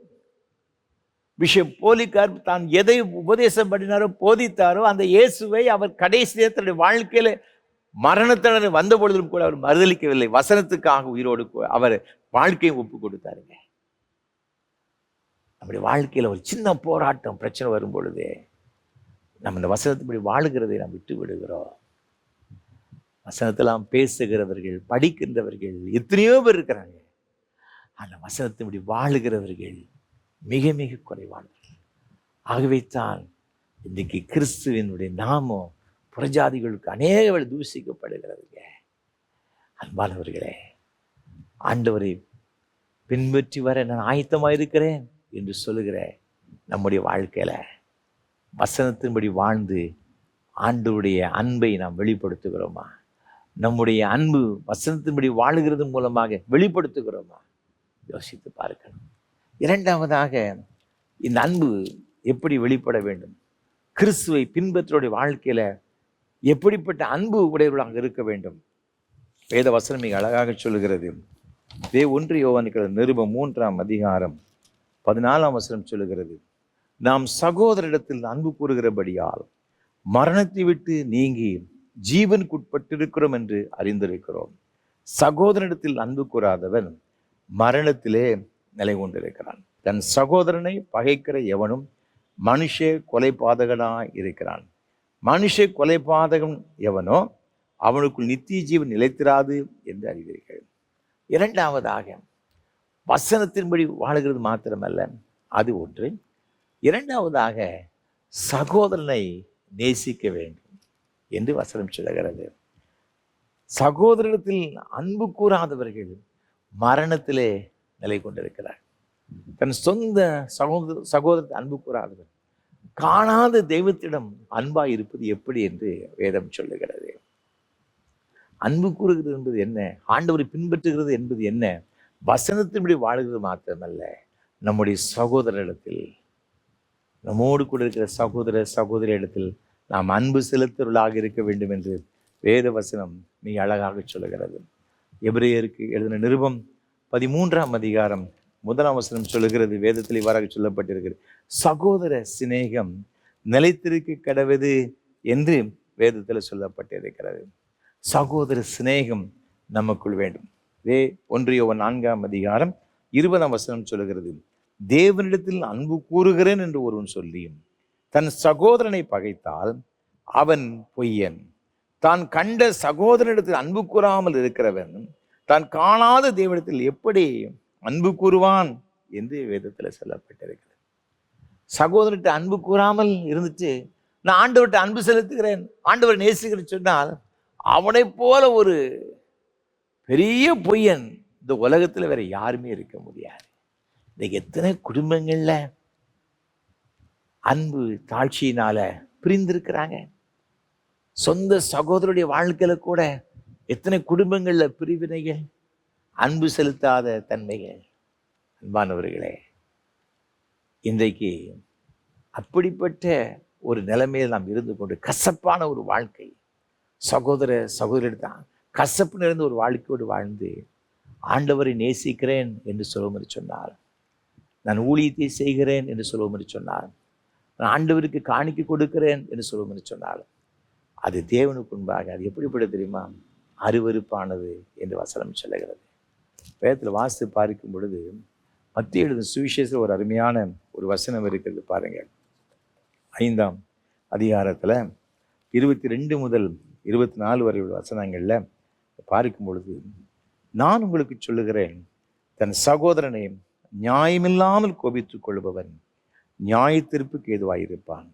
தன் சகோதரனை வீணென்று சொல்லுகிறவன் ஆலோசனை சங்க தீர்ப்புக்கு ஏதுவாயிருப்பான். மூடனே என்று சொல்லுகிறவன் எரி நரகத்துக்கு ஏதுவாயிருப்பான். அப்போ சகோதரன் மீது கோபம் கொள்ளுகிறவர்கள், சகோதரனை பகைக்கிறவர்கள் எதற்கு அவங்க எங்கே போவாங்க அப்படின்னு பார்த்தீங்கன்னா எரி நரகத்திற்கு போவாங்களாம். அதனால் நீ என்ன செய்யணும்னா 23ஆம் வசனம், நீ பலிபீடத்தினிடத்தில் உன் காணிக்கை செலுத்த வந்து உன் பேரில் உன் சகோதரனுக்கு குறை உண்டு என்று அங்கே நினைவு கூறுவாய் ஆக்கி, அங்கேதானே பலிபீடத்தின் முன் உன் காணிக்கையை வைத்து விட்டு போய் முன்பு உன் சகோதரனோட ஒப்புரவாகி பின்பு வந்து உன் காணிக்கையை செலுத்து. அப்போ சகோதர சிநேகம் இல்லாமல் சகோதரனை ஒரு மனிதன் பகைப்பான் என்று சொன்னார். ஆண்டவர் சொல்றாரு, நீ ஆலயத்துக்கு காணிக்கை கொண்டு வந்தாச்சுன்னா நீ காணிக்கை பெட்டியில போடாத, நீ அங்கேயே வச்சிரு. முதல்ல போய் ஒப்புரவாகி கொண்டு பின்பு வந்து காணிக்கை செல்ல. எவ்வளவு அருமையா ஆண்டவர் சொல்லியிருக்காரு பாருங்க, எவ்வளவு அருமையா சொல்லியிருக்காரு. அதனால தான் அவர் சொல்றாரு, நீங்க இந்த 5ஆம் அதிகாரத்தை வாசித்து பார்த்தீங்க 47ஆம் வசனத்துல, உங்கள் சகோதரரை மாத்திரம் வாழ்த்துவீர்களானால் நீங்கள் விசேஷம் செய்கிறது என்ன? சகோதரருக்கு மாத்திரம் நீங்க வந்து சில பேர் சகோதரர்களை நேசிப்பாங்க, மற்றவர்கள் நேசிக்க மாட்டாங்க. அவர் சொல்றாரு 44ஆம் வசனத்துல, நான் உங்களுக்கு சொல்லுகிறேன், உங்கள் சத்துருக்களை சிநேகியுங்கள், உங்களை சபிக்கிறவர்களை ஆசீர்வதியுங்கள், உங்களை பகைக்கிறவர்களுக்கு நன்மை செய்யுங்கள். சத்துருக்களையும் சிநேகிக்கணுமா? சகோதரர்களை மாத்திரம் கிடையாது, சத்துருக்களையே நம்ம நேசிக்க வேண்டும் என்று சொன்னார். இந்த சகோதர சிநேகம் எவ்வளவு அதிகமா நமக்கு இருக்கணுங்க. நம்முடைய வாழ்க்கையில் அது காணப்படுகிறதா? யோசித்து பார்ப்போம். இந்த வேத வசனத்தை நம் வாசிக்கிறதாக மாத்திரமல்ல, அதன்படி செய்யணுங்க. நம்முடைய வாழ்க்கையில் அதை வெளிப்படுத்த வேண்டும் என்று தேவன் எதிர்பார்க்கிறார். அந்த வாழ்க்கையில் அந்த சகோதர சிநேகம் இருக்கிறதா? யோசேப்புடைய வாழ்க்கையில் நாம் பார்க்கும் பொழுது அவருடைய சகோதரெல்லாம் அவனை பகைச்சாங்க. ஆதியாகமம் 37ஆம் அதிகாரத்துல 8ஆம் வசனம் சொல்லுகிறது, அவன் வார்த்தைகளின் நிமித்தம் இன்னும் அதிகமாய் பகைத்தார்கள். எவ்வளவு பகைக்கணுமோ பகைச்சாங்க. அவனை கொன்று போடக்கூடிய அளவிற்கு அவன் மேல அவ்வளவு ஒரு மூர்க்க கோபம் கொண்டிருந்தார்கள். கடைசியில் குழியில போட்டாங்க. அதற்கப்புறமாக இந்த அவனை ஒரு 20 வெள்ளிக்காசு விற்று போட்டு விட்டார்கள். அவன் எவ்வளவு கஷ்டப்பட்டிருப்பான். அவங்க சகோதரெல்லாம் பேசிக்கொள்கிறாங்க. இந்த எகிப்தில் சிறைச்சாலையில் இருக்கும் பொழுது நம்முடைய சகோதரன் எவ்வளவு கெஞ்சி கேட்டாயா, விட்டுருன்னு கேட்டான். நம்ம அவன் மேலே ரொம்ப கடினமாக நடந்து கொண்டு சொல்லி அவங்களுக்குள்ளே பேசிக்கொள்கிறாங்க. இந்த சமூகத்தில் நம்ம பார்க்கணும். அப்போ இவன் எவ்வளோ கெஞ்சிருப்பான் அந்த யோசேப்பு. செல்லம் போல வளர்ந்த ஒரு மகன், சகோதரர்களை பார்த்து அவர்களுக்கு பட்சணம் கொடுக்கும்படியே சென்று அவனை பிடிச்சி அடித்து அவனை எவ்வளவு பாடுபடுத்தி இருக்கிறாங்க. எதிரி மாதிரி அவனை நடத்தி இருக்கிறாங்க. எகிப்துக்கு விட்டு போட்டாங்க. இப்போ அந்த தேசத்தில் அவனை ஆசீர்வதித்து கர்த்தர் உயர்த்தினாரு. இவன் வசமா இந்த மற்ற சகோதரர் எல்லாரும் வந்து மாட்டிக்கிட்டாங்க. இவன் கேட்கவே இல்லைங்க. ஆண்டவனுக்கு கொடுத்து சொப்பனத்தின்படி இவன் காலில் வந்து விழுகிறாங்க. நாங்கள் உங்கள் அடிமைன்னு சொல்லி கடைசியில் நம்ம பார்க்கும் பொழுது 45ஆம் அதிகாரத்தில் யோசேப்பு தன்னை யார் என்று அவர் சொல்லுகிறார். சொல்லிட்டு அவரை பார்த்து சொல்கிறேன், 5ஆம் வசனத்தை பாருங்க, 45:5. என்னை இவ்விடத்தில் வரும்படி விற்று போட்டதினால் நீங்கள் சஞ்சலப்பட வேண்டாம், அது உங்களுக்கு விசனமாயும் இருக்க வேண்டாம். ஜீவரட்சணை செய்யும்படி தேவன் என்னை உங்களுக்கு முன்னே அனுப்பினார். வசமா வந்து மாட்டிக்கிட்டேன். அன்னைக்கு எவ்வளவு உன்னை கெஞ்சினேன், கொஞ்சமாவது ஈவு இருந்துச்சா, இறக்க இருந்துச்சா, கொஞ்சமாவது இறக்க இருந்துச்சா? என்ன செய்யறோம் பாரு, கொல்லுன்னு கொல்லுவாங்க பாரு. ஆனால் இவன் சொல்றாங்க, நீங்க எதை பற்றியும் கவலைப்படாதீங்க, நம்ம குடும்பத்தை கர்த்தர் போஷிப்பதற்காகத்தான், ஜீவ ரட்சணை செய்யும்படியாகத்தான் உங்களுக்கு முன்பாக என்னை கர்த்தங்க அனுமதிச்சிட்டார். என்னை கொண்டு வந்து அந்த மெத்தடு தான் நமக்கு கொஞ்சம் கஷ்டமா இருக்கலாம். ஆனால் தேவன் எல்லாவற்றையும் நன்மையாய் செய்வார். யாக்கோபு மரித்த பிறகு இவங்க எல்லாரும் காலில் வந்து சொல்றாங்க, நாங்கள் உமக்கு அடிமைகள், தயவு செய்து ஒன்றும் செய்யாதீங்க. எங்க எகிப்துக்கு வந்த பிறகும் மீண்டும் வந்து சொல்றாங்க, பார்த்துக்கிடுங்க. நீங்க 50ஆம் அதிகாரத்தில் ஆதியாகமம் புஸ்தகத்தில் 18ஆம் வசனம் சொல்கிறது, அவனுடைய சகோதரரும் போய் அவனுக்கு முன்பாக தாழ விழுந்து, இதோ நாங்கள் உமக்கு அடிமைகள் என்றார்கள். ஆனா யோசேப்பு என்ன சொல்றான் பாருங்க, பயப்படாதீங்க, நான் தேவனா, நான் உங்களுடைய பிள்ளைகளை நான் என்ன செய்வேன், ஆதரிப்பேன், பட்சமாக பேசினேன். இதாங்க சகோதர அன்பு. ஒருவேளை அநேக குடும்பங்கள்ல மன்னிக்க முடியாம இருக்காங்க, ஏற்றுக்கொள்ள முடியாம இருக்கிறாங்க, பிள்ளைகளை ஏற்றுக்கொள்ள முடியாம இருக்காங்க. ஏதோ ஒரு வகையில நமக்கு பிரியமில்லாத ஒரு காரியத்தை செய்திருக்கலாம், நாம் விரும்பாத ஒரு காரியத்தை செய்திருக்கலாம். ஆனா கிறிஸ்துவனுடைய அன்பு நமக்குள் இருக்கும் என்று சொன்னார், உண்மையாகவே நாம ஆண்டவர் பின்னால செல்வோம் என்று சொல்ல, நம்முடைய வாழ்க்கை நம்ம அர்ப்பணித்திருப்போம் என்று சொன்னார், அதெல்லாம் மறந்துருக்கணுங்க. யூதாசை பார்த்து ஆண்டவர் என்ன சொன்னாரு, சிநேகிதனே என்று சொன்னார். சிநேகிதனுக்காக தன் ஜீவனை கொடுக்கிற அன்பிலும் மேலான அன்பு ஒன்றும் கிடையாது அப்படி சொன்னார். அந்த மேலான அன்புக்கு யாரு பெஸ்ட் எக்ஸாம்பிள் பார்த்தீங்கன்னா நண்பர்கள் தான். நமக்காக உயிரை கொடுக்க நண்பர்கள் உயிரை கொடுப்பாங்க. பார்த்தீங்களே, யூதாசை பார்த்து நண்பனே அப்படிதான் சொன்னாரு. நம்முடைய வாழ்க்கையில இந்த அன்பு இருக்குதா யோசித்து பார்க்கணும். மன்னிக்க முடியாதவற்றை மன்னிக்க தாங்க செய்யணும். இது ஒரு உண்மைதான், நான் கசப்பான உண்மையா இருக்கலாம், ஆண்டவர் அதை விரும்புகிறாரு, அதை நாம் செய்வோம் என்று சொன்னால் உண்மையாகவே மென்மையான ஒரு பாக்கியத்தை பெற்றுக்கொள்வோம். பேதுரு கேட்கிற, ஆண்டவரே, மத்தேயு 19ஆம் அதிகாரத்துல 27ஆம் வசனத்தை கேட்கிற, ஆண்டவரே, உண்மை எல்லாவற்றையும் விட்டு பின்பற்றினோமே, எங்களுக்கு என்ன கிடைக்கும்? ஆண்டவர் சொல்றாருங்க 28ஆம் வசனத்துல, மறுஜென்ம காலத்திலே மனுஷகுமாரன் தம்முடைய மகிமையுள்ள சிங்காசனத்தின் மேல் வீற்றிருக்கும் போது என்னை பின்பற்றின நீங்களும் இஸ்ரவேலின் 12 கோத்திரங்களையும் நியாயத்திருக்கிறவர்களாக 12 சிங்காசனங்கள் மேல் வீற்றிருப்பீர்கள் என்று மெய்யாகவே உங்களுக்கு சொல்லுகிறேன். தேவன் கொடுக்கிற ஒரு மாபெரும் பாக்கியம், ரிவார்டு. 12 சிங்காசனத்தின் மேல் வீற்றிருப்பீர்கள். எவ்வளவு பெரிய ஒரு பாக்கியங்க. இஸ்ரவேலின் 12 கோத்திரங்களையும் நியாயத்திருப்பீர்கள். நியாயாதிபதிகளாக தேவன் உயர்த்துகிறார். மீன் பிடித்து கொண்டிருந்தவர்கள் சாதாரணமானவர்களுங்க, படிப்பறிவு இல்லாதவர்கள் சொல்கிறாங்க. அப்படிப்பட்டவர்களை தேவன் கொடுக்கின்ற ஒரு உயர்வை பாருங்க. 12 சிங்காசனம் வீற்றிருக்கும்படியாக உங்களை வைக்க. இந்த கேள்வியை பேதுரு கேட்கும் பொழுது அவன் நினைச்சான், ஏதாவது உலக பிரகாரமா தருவார் அப்படின்னு கேட்டான். ஆண்டவர் எல்லாவற்றையும் விட்டுட்டு வந்துட்டுமே எனக்கு என்ன கிடைக்கும்? ஆண்டவர் சொல்றார், மகிமையான ஒரு வாழ்வில அது மேன்மையான ஒரு பாக்கியத்தை உனக்கு தருவேன், நிலையான வாழ்வை ஆண்டவர் தருவாரா. இந்த வாழ்க்கையை பெற்றுக்கொள்வதற்காகத்தான் ஆண்டவர் இன்றைக்கு நம்மை அழைக்கிறார். ஆண்டவர் பின்னால் செல்ல நம்மை அர்ப்பணிப்போமா? இயேசுவின் பின்னே போக துணிந்தே இது ஒரு நல்ல பாடல்கள் நாம் பாடுறோம்.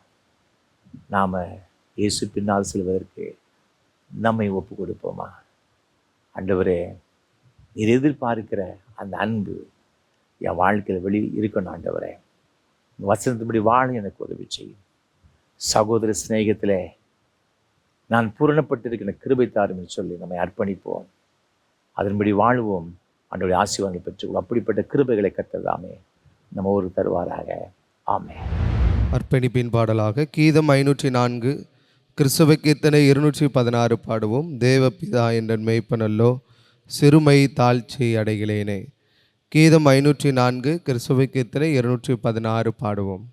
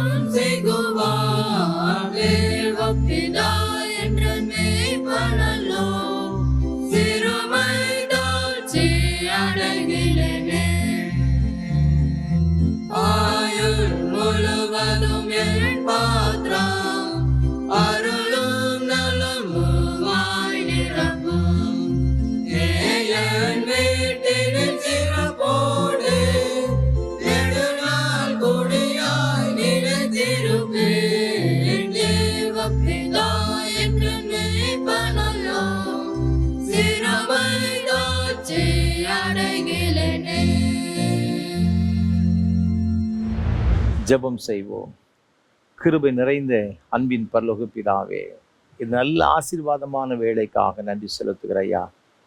ஆண்டவரே, உம்மை பின்பற்றுகிறவர்கள் ஆண்டவர் மீது மிகுந்த அன்புடையவர்களாக இருந்து பின்பற்ற வேண்டும் என்று கற்றுக் கொடுத்து உடைய வார்த்தைகளுக்காய் ஸ்தோத்திரையா. உடைய வார்த்தையை கேட்டு நாங்கள் அதன்படி நடக்க எங்களுக்கு கிருபை தாரும். இன்றைக்கு இந்த ஆராதனை பங்கு பெற்ற உமது அன்பு பிள்ளைகள் ஒவ்வொருவருக்காக ஜெபிக்கிறோம் சுவாமி. ஒவ்வொரு குடும்பத்திலையும் ஆண்டவரே அப்பா உமக்கு ஸ்தோத்திரம். உமக்கு முன்பாக உண்மையோடு உத்தமத்தோடு உள்ளார்ந்த அன்போடு கூட பின்பற்றுகளாக வாழ எங்கள் ஒவ்வொருவருக்கும் உதவி செய்யும்படி அங்கு ஜெபிக்கிறோம். இது காணப்படுகிற தடைகள், குறைகள், எல்லா தவறுகளையும் எங்களை விட்டு தயவாக நீ அப்புறப்படுத்தி ஆண்டவரின் வசனத்தின்படி நாங்கள் வாழவும் சகோதர அன்பு எங்களை எழுத்திருக்கத்தக்கதான கிருபைகளை கொடுத்து ஆண்டவர்களுக்கு எங்களை ஆசீர்வதிக்கும்படி நாங்கள் ஜெபிக்கிறையா. ஆண்டவரே, இந்த ஆண்டு பங்கு பெற்ற ஒவ்வொரு பிள்ளைகளையும் உடைய கருத்தில் கொடுக்கிறோம். நீங்கள் தந்த கற்பத்தின் கனிகளை ஆசீர்வதிங்க, குழந்தை செல்வங்களை ஆசீர்வதிங்கப்பா. இந்த பிள்ளைகளுக்கு வேண்டிய ஏற்ற காலத்து ஏற்ற வளர்ச்சியை கொடுத்து ஆசீர்வதிக்கும் நாங்கள் சொல்லிக்கிறோம். அநேக குடும்பங்களில் ஆண்டவரே குழந்தைகளுக்கு ஏற்ற வளர்ச்சி இல்லாதபடி நான் பெற்றோர்கள் படுகிற வேதனைகள், பாடுகள், வருத்தனெல்லாம் அறிந்திருக்கிறேங்கப்பா. உமது உண்மையாக இவை பின்பற்றும்படி வந்திருக்கிற இந்த பிள்ளைகளுடைய வாழ்க்கையில் கர்த்தர் ஒரு அற்புதத்தை செய்யும்படியாக நாங்கள் ஜெபிக்கிறையா. அந்த பலவீன கட்டுகள் இயேசுவின் நாமத்தில் மாறட்டு நாங்கள் ஜெபிக்கிறையா. உயர் கல்விக்காக உடைய பிள்ளைகள் எதிர்பார்த்திருக்கிற பிள்ளைகளுக்கு ஜெபிக்கிறையா. உடைய பிள்ளைகள் விரும்புகிற உயர் கல்விகளை பெற்றுக்கொள்ள கர்த்தர் உதவி செய்யும்படி ஜெபிக்கிறையா. வேலைக்காய் காத்திருக்கிற பிள்ளைகளுக்கு நல்ல வேலை வாய்ப்புகளை தருவீராக. அயல் நாடுகளில் சென்று பணி செய்ய விரும்புகிற பிள்ளைகளுக்கு ஜெபிக்கிறையா. அப்படி வாழ்க்கையில் கர்த்தர் ஆண்டவரே எல்லா அடைக்கப்பட்ட வாசல்களும் திறந்து கொடுக்கும்படி ஜெபிக்கிறையா. ஆசீர்வதிங்கப்பா. ஆண்டவரே அயல் நாடுகள் சென்று படிக்கும்படியே பிரயாசப்படுகிற அன்பு பிள்ளைகளை உடைய கருத்தில் ஒப்பு கொடுக்குறையா. அப்படி வாஞ்சிகள் விருப்பங்கள் எல்லாம் கருத்து நிறைவேற்றி கொடுக்கும்படியா நாங்கள் செபிக்கிறையா. திருமணத்திற்கு காத்திருக்கிற சகோதர சகோதரிகளுக்காக செபிக்கிறையா. திருமண தடைகள் இயேசுவின் நாமத்தில் மாறும்படி அங்கு செபிக்கிறேன். அநேக குடும்பங்களை பெற்றோர்கள், ஐயோ என் மகளுக்கு என் மகனுக்கு வயதாகி கொண்டே போகிறது, இன்னும் திருமணம் நடக்கவில்லையே என்று சொல்லி மிகுந்த வேதனையோடு கூட இருக்கிறாங்கப்பா. அநேக குடும்பங்களில் பெற்றோர்கள் இல்லையப்பா, அவருடைய பிள்ளைகளை அவருடைய தாத்தா பாட்டி தான் வளர்ந்து கொண்டு இருக்கிறாங்க. ஐயா, என்னுடைய பேரனுக்கு என்னுடைய பேத்திக்கு ஆண்டவரே யாருமே இல்லையே, அவளுக்கு ஏற்ற ஒரு காலத்தில் ஒரு நல்ல காரியம் நடக்கணுமே, இன்னும் நடக்கவில்லை சொல்லி கலக்கத்தோடு கண்ணீரோடு கூட இருக்கிற பிள்ளைகள் உண்டு சுவாமி. ஒவ்வொருடைய கண்ணீரை கத்து துடைக்கும்படி செபிக்கிறோம் ஐயா. இந்த ஏழை ஜனங்களை கத்து மறவாதிருப்பீராக. ஒரு பிள்ளைகளுடைய கண்ணீரெல்லாம் கத்து துடைக்கும்படி செபிக்கிறையா. திருமணமாகியும் இன்னும் குழந்தை செல்வம் இல்லை என்று சொல்லி ஏக்கத்தோடு கதறலோடு உடைய சமூகத்தில் வந்திருக்கிறேன் அன்பு பிள்ளைகளை உடைய கருத்தில் அர்ப்பணிக்கிறோம் ஐயா. கற்பத்திற்கு உம்மால் கிடைக்கின்ற ஒரு பெரிய சுதந்திரம் நீ தருகிற பலன் ஐயா. ஆண்டவரே, அந்த சுதந்திரத்தை நீங்கள் கொடுத்து ஆசீர்வதிப்பீராக. பிள்ளையுடைய மன பாரங்கள் எல்லாம் அகன்று போகட்டும் ஐயா. நீங்கள் அவ்வாறு செய்கிற தயவுக்காக உமக்கு ஸ்தோத்திரம். வயோதிப நிலைமையிற்கு அருமையான பெற்றோர்களுக்காக செபிக்கிற ஐயா. ஆலயத்துக்கு கூட செல்ல முடியாத ஒரு சூழ்நிலை, வெளியே எங்கேயும் போக முடியாத ஒரு நிலைமையில வீடுகளில் இருக்கின்ற ஒரு சூழ்நிலையப்பா. அன்பு ஆண்டவரை பெற்றோர்களுக்கு நீர் அடைக்கலமாக இருந்து ஆறுதலாக இருந்து பலனாக இருந்து அவர்களை ஆசீர்வதிக்கும்படி செபிக்கிறோம். அநேக குடும்பங்களில் பிள்ளைகள் இருந்தும் சுவாமி உதவி செய்ய முடியாத ஒரு சூழ்நிலையப்பா. ஆண்டவர் அப்படிப்பட்ட பிள்ளைகளுக்கு நீ தகப்பனாயும் தாயாயும் இருந்து அவருடைய கண்ணீரெல்லாம் நீங்கள் துடைத்து அவருடைய எல்லா தேவைகளுக்கு அதை சந்திப்பீராக. வயோதிப காலத்திற்கு எல்லா பலவீனங்கள், எல்லா சோர்வுகள், எல்லா மன போராட்டங்கள் எல்லாவற்றையும் அகற்றி ஐயா உம்முடைய சமாதானத்தினாலும் உம்முடைய மகிழ்ச்சியினாலும் அவள் நிரப்பும்படியாய் நாங்கள் செபிக்கிறோம் ஐயா. அவர் நல்ல சுகத்தோடு பலத்தோடு தீர்க்க ஆயுசோடு கூட வாழுவதற்கு கர்த்தர் உதவி செய்யும்படி செபிக்கிறோம். பலவீனமாக இருக்கிற ஒவ்வொரு பிள்ளைகளுக்காக செபிக்கிற ஐயா. எல்லாருடைய பலவீன கட்டுகளையும் நீ சிறுவிலத்துக்கு சுமந்திருக்கிறப்பா. அதற்காக ஸ்தோத்திரம். உத்தம இதயத்தோடு குடும்பம் பின்பற்றும்படி தன்னை அர்ப்பணித்திருக்கின்ற பிள்ளையுடைய வாழ்க்கையில கர்த்தர் ஒரு அற்புதத்தை செய்வீராக. கட்டிகள் எல்லாம் மறைந்து போகட்டும் ஐயா. இருதய பலவீனங்கள் மாறுவதாக. நுரையீரல் பிரச்சனைகள், சிறுநீரக பிரச்சனைகள் இயேசு கிறிஸ்துவின் நாமத்தில் மறைந்து போகும்படியாய் ஜெபிக்கிறோம் ஐயா. தலைகளில் காணப்படுகிற பிரச்சனைகள், தூக்கமின்மை, ஆண்டவர் இன்னும் பல ஆண்டவரை சரித்திரப்பட உபாதைகளில் நான் கஷ்டப்படுகிற ஒவ்வொரு பிள்ளைகளுக்கு ஜெபிக்கிறோம். நடக்க முடியாத பிள்ளைகள், கண்களில் ஆண்டவர் இருக்கிற பிரச்சனைகள் நிமித்தமாக வேதனையோடு இருக்கிற பிள்ளைகள் ஒவ்வொருவருக்காக ஜெபிக்கிறோம் ஐயா. கிறிஸ்துவோடைய சுகமளிக்கிற வல்லமை இந்த பிள்ளைகளுடைய உச்சந்தலை முதல் உள்ளங்கள் வரை கடந்து வரும்படியை ஜெபிக்கிறோம். எல்லா போராட்டங்களும் எல்லா பலவீன வல்லமைகளும் இயேசு கிறிஸ்துவின் நாமத்தினால் வெளியேறும்படியாய் ஜெபிக்கின்றோம். ஒரு பூரண விடுதலை இயேசு கிறிஸ்துவின் வல்லமையுடைய நாமத்தை உண்டாகட்டும் நாங்கள் ஜெபிக்கிறோம் ஐயா. உடைய பரிசுத்த ஆலயத்திலிருந்து உமது பிள்ளைகளை இயேசு கிறிஸ்துவின் நாமத்தினாலே மனதார ஆசீர்வதிக்கிறோம் ஐயா. உமது பிள்ளைகளை ஆசீர்வதிங்கப்பா, ஆசீர்வதிங்க. நீங்கள் அவ்வாறு செய்கிற தயவுக்காய் ஸ்தோத்திரம். உமது பிள்ளைகள் கைட்டு செய்கிற எல்லா பிரயாசங்களிலும் ஒரு ஆசீர்வாதம் ஐயா. நான் எவ்வளவுதான் சம்பாதித்தாலும் ஆண்டவர் பொத்தல் பையில போட்டது போல இருக்கிறதுன்னு சொல்லி கலக்கத்தோடு வேதனையோடு இருக்கிற பிள்ளைகளுக்காக, கடன் பிரச்சனைகள் வாடிக்கொண்டிருக்கிற பிள்ளைகளுக்காக ஜெபிக்கிறோம் ஐயா. உமது பிள்ளைகள் எல்லாம் பிரச்சனைகளை கர்த்தர் மாற்றுவீராக. உமது பிள்ளைகள் செய்கிற வேலைகளை ஆசீர்வதிங்க ஐயா. அது சிறியதாக இருந்தாலும் பெரியதாக இருந்தாலும் கர்த்தருடைய கரம் உமது பிள்ளைகளை ஆசீர்வதிக்கும்படி நாங்கள் ஜெபிக்கிறோம் ஐயா. எவரையும் மேன்மைப்படுத்தும் பலப்படுத்தும் கரத்தில் கூடும் என்ற வசனம் சொல்லுகிறது. நீர் அவ்வாறு இருந்து அவளை ஆசீர்வதிக்க வேண்டும் நாங்கள் ஜெபிக்கிறோம் ஐயா. தகப்பனே, ஏழைகள், எளியவர்கள், திக்கற்றவர்கள், அனாதைகள், விதவைகள், கைவிடப்பட்ட ஒவ்வொருவருக்காக ஜெபிக்கிறோம் ஐயா. ஒவ்வொருடைய கண்ணீரை கர்த்தர் பார்த்து அவருடைய தொடை ஆண்டவரே உமக்கு ஸ்தோத்திரம். அவளை தேற்றி பலப்படுத்தும்படி ஜெபிக்கிறோம். அவருடைய கூப்பிட்டு சத்தத்தை கேட்டு கர்த்தர் பதில் கொடுக்கும்படி ஜெபிக்கிறோம் ஐயா. அநேக குடும்பங்கள் ஆண்டவரே நான் எதிர்பார்த்துற நன்மைகள் வரவில்லைன்னு சொல்லி கலங்குற குடும்பங்கள் உண்டு சுவாமி. எதிர்பார்த்துற நன்மைகளை கற்றுக் கொடுப்பீராக. குடும்பங்கள் ஆண்டு பல வகையான பிரிவினை நிமித்தமாக ஆண்டு மன சமாதானத்தில் இருக்கிற பிள்ளைகள் உண்டு சுவாமி. அதை பிரிவினை வல்லமைகள் எல்லாம் இயேசு கிறிஸ்துவின் நாமத்தில் முற்றிலுமை அகன்று போகும்படி ஜெபிக்கும். ரட்சிக்கப்படாத பிள்ளைகள் எல்லாம் ரட்சிக்கப்பட ஜெபிக்கிறேன் ஐயா. எந்தெந்த பாவத்திற்குள் சிறைப்பட்டு இருக்கிறார்களோ அந்த பாவத்தின் வல்லமையிலிருந்து பிள்ளைகள் ஒவ்வொருவரையும் கற்று விடுதலையாக்கும்படி நாங்கள் ஜெபிக்கிறோம் ஐயா. குடும்பங்களில் பூர்ண சமாதானம் உண்டாகட்டும் சுவாமி. ஆண்டவரே உமக்கு ஸ்தோத்திரம். கசப்புகள் எல்லாம் இயேசுவின் நாமத்தால் மறைந்து போகும்படி நாங்கள் ஜெபிக்கிறோம் ஐயா. நீங்கள் அவ்வாறு செய்கிற தயவுக்காக உமக்கு ஸ்தோத்திரம். இந்த ஊழியங்களுக்கு பல வகையிலே உதவி செய்கிற ஜெபிக்கிற ஒவ்வொரு பிள்ளைகளுக்காக ஜெபிக்கிறோம். ஒவ்வொருவரையும் கர்த்தர் ஆசீர்வதிப்பீராக. இந்த நாளின் கூட இந்த ஆராதனை வழி தாங்கி முன்வந்த சென்னை வேளாச்சேரி சார்ந்த அருமையான குடும்பத்தின் பிள்ளைகளுக்காக நன்றி செலுத்துகிறோம் ஐயா. அன்புக்குரிய தகப்பனார் திரு கிளாட்ஸ்டன் ஜெபமணி அவர்களுக்காக நாங்கள் நன்றி செலுத்துகிறோம் ஐயா. அவருடைய அன்புக்குரிய துணைவியார் திருமதி சாந்தகுமாரி கிளாட்சன் அவர்களுக்காக நன்றி செலுத்துகிறோம் சுவாமி. ஆண்டவர் இந்த அருமையான பிள்ளைகளை ஆசீர்வதிப்பீராக. நேசிக்கிற அந்த பிள்ளைகளுக்கு வேண்டிய எல்லா நன்மையான ஈவுகளையும் பரத்திருந்து கட்டளையிடும்படி ஜெபிக்கிறோம் ஐயா. ஆவிக்குரிய ஆசீர்வாதமும் உலக பிரகாரமான ஆசீர்வாதங்களும் நம்முடைய பிள்ளைகளுக்கு கொடுத்து கர்த்தர் நடத்தும்படி ஜெபிக்கிறோம் ஐயா. நீங்கள் கொடுத்த 2 பிள்ளைகளுக்காக ஆண்டவரே, இங்கிலாந்து தேசம் வசிக்கின்ற அருமையான பிள்ளைகள் ராஜேஷ் ஜெபராஜ் அவர்களுக்கு, அவருடைய துணைவர் அபிஷா அவர்களுக்காக ஸ்தோத்திரம் செலுத்துகிறோம் ஐயா. நீங்கள் கொடுத்த அருமையான பிள்ளைகளுக்காக நன்றி செலுத்துகிறோம் ஐயா. அதே போல் அமெரிக்க தேசம் வசிக்கின்ற அருமையான அடுத்த மகனுக்காக சகோதரர் தினேஷ் ஷாமில் அவர்களுக்காக, திருமதி கேரன் எலிசபெத் அவர்களுக்காக ஸ்தோத்திரம் செலுத்துகிறோம் ஐயா. ஆண்டவர் தாமே உமது பிள்ளைகளை ஆசீர்வதித்து உம்முடைய பிள்ளைகள் செய்கிற எல்லா விதமான பணிகளில் உம்முடைய கிருபை நிறைவாய் தங்கியிருக்கும்படி ஜெபிக்கிறோம் ஐயா. அருமையான உமது அடியாருக்கு கொடுத்த அருமையான பேர பிள்ளைகள் ஒவ்வொருவருக்காக ஸ்தோத்திரம் செலுத்துகிறோம் ஐயா. அருமையான பிள்ளைகள் கிறிஸ்டியன் கிளாட்ஸ்டனுக்காக, ஜாஷ்வா கிளாட்ஸ்டனுக்காக, ஜோயல் கிளாட்ஸ்டனுக்காக, ஹோப் ஜெய கிளாட்ஸ்டனுக்காக ஸ்தோத்திரம் செலுத்துகிறோம் ஐயா. ஆண்டவர் உமது பிள்ளைகள் மீது ஆண்டவரே உமக்கு ஸ்தோத்திரம் பண்ணி நிறைவான ஆசீர்வாதங்களை கட்டளையிட வேண்டும் நாங்கள் ஜெபிக்கிறோம். உன் பிள்ளைகள் உன் பந்திய சுற்றிலும் ஒரு முறை கண்டுகளை போல இருப்பார்கள் சொன்னீங்க. அந்த ஆசீர்வாதத்தின்படி ஒரு பிள்ளைகள் ஒவ்வொருவரையும் ஆசீர்வதிங்கப்பா. அருமையான தகப்பனாருக்கும் அம்மாவுக்கும் ஆண்டவரே உமக்கு உதவியா இருக்கிற ஒவ்வொருவரையும் கர்த்தர் ஆசீர்வதிக்கும்படி ஜெபிக்கிறோம் ஐயா. நல்ல சுகத்தையும் பலத்தையும் நீடித்த சுகவாழ்வு நீர் அவளுக்கு கொடுத்து வழிநடத்துவீராக. நான் நினைப்பதற்கும் விரும்புகிறதற்கும் வேண்டி கொள்வதற்கு அதிகமாய் கிரீச்சல் வல்லமையின்படி கர்த்தர் பெரிய காரில் கட்டிடுங்க. ஆசீர்வதியும் ஒரு நாமத்தை மகிமைப்படுத்தும். இயேசு கிறிஸ்துவின் மூலம் ஜெபிக்கிறோம் பரிசுத்த பிதாவே.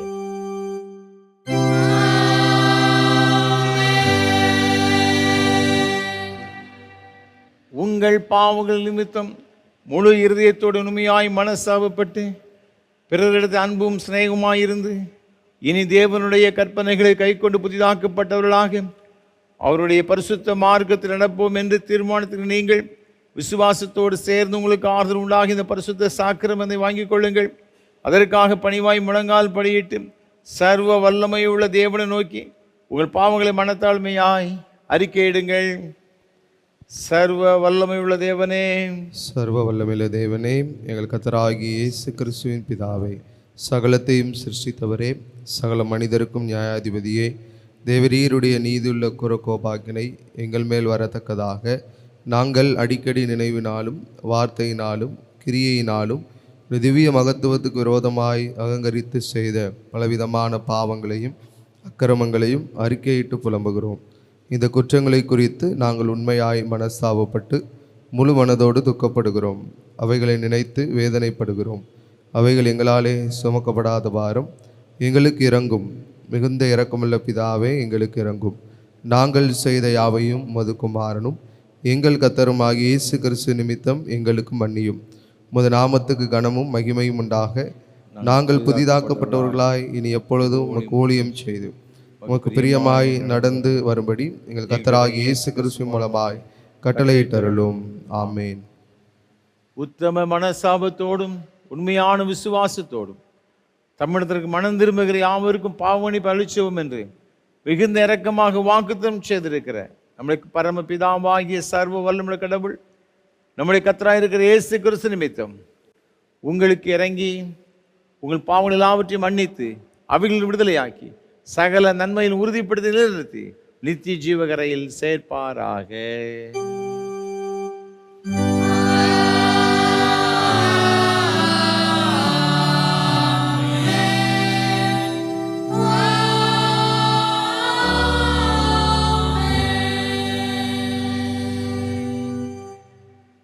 தம்மிடத்தில் உண்மையாய் மனம் திரும்புகிற யாவருக்கும் நமது இரட்சகராகிய கிறிஸ்து திருவுளம் பற்றுகிற ஆறுதலான வார்த்தைகளை கேளுங்கள். வருத்தப்பட்டு பாரம் சுமக்கிறவர்களே, நீங்கள் எல்லாரும் என்னிடத்தில் வாருங்கள், நான் உங்களுக்கு இளைப்பாறுதல் தருவேன். தேவன் தம்முடைய ஒரே பேரான குமாரனை விசுவாசிக்கிறவன் எவனோ அவன் கெட்டு போகாமல் நித்திய ஜீவன் அடைம்படிக்கு அவரை தந்தரில் இவ்வளவாய் உலகத்தில் அன்பு கூர்ந்தார். பரிசுத்த பவுல் சொல்லியிருக்கிறதை கேளுங்கள். பாவிகள் ரட்சிக்க கிறிஸ்து இயேசு உலகத்தில் வந்த வார்த்தை உண்மையும் எல்லா அங்கீகரிப்புக்கும் பாத்திரமானது. உங்களுக்கு உயர்த்துங்கள்.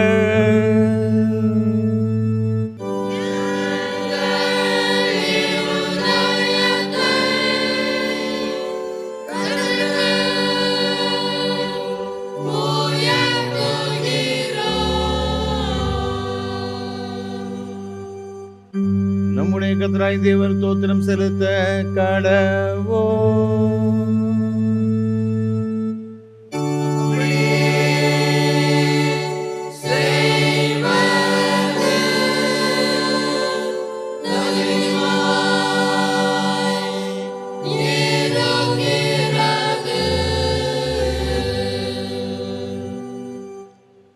கர்த்தாவே, பரிசுத்த பிதாவே, சர்வ வல்லமையுள்ள நித்திய தேவனே, நாங்கள் எக்காலத்திலும் எவ்விடத்திலும் தேவருக்கு தோத்திரம் செலுத்துகிறது எங்களுக்கு விசேஷித்த கடமையாக இருக்கிறது. ஆதலா தூதரோடும் பிரதான தூதரோடும் பரமசபை அனைத்தோடும் நாங்களும் முது மகிமை நாமத்தை புகழ்ந்து மேன்மைப்படுத்தி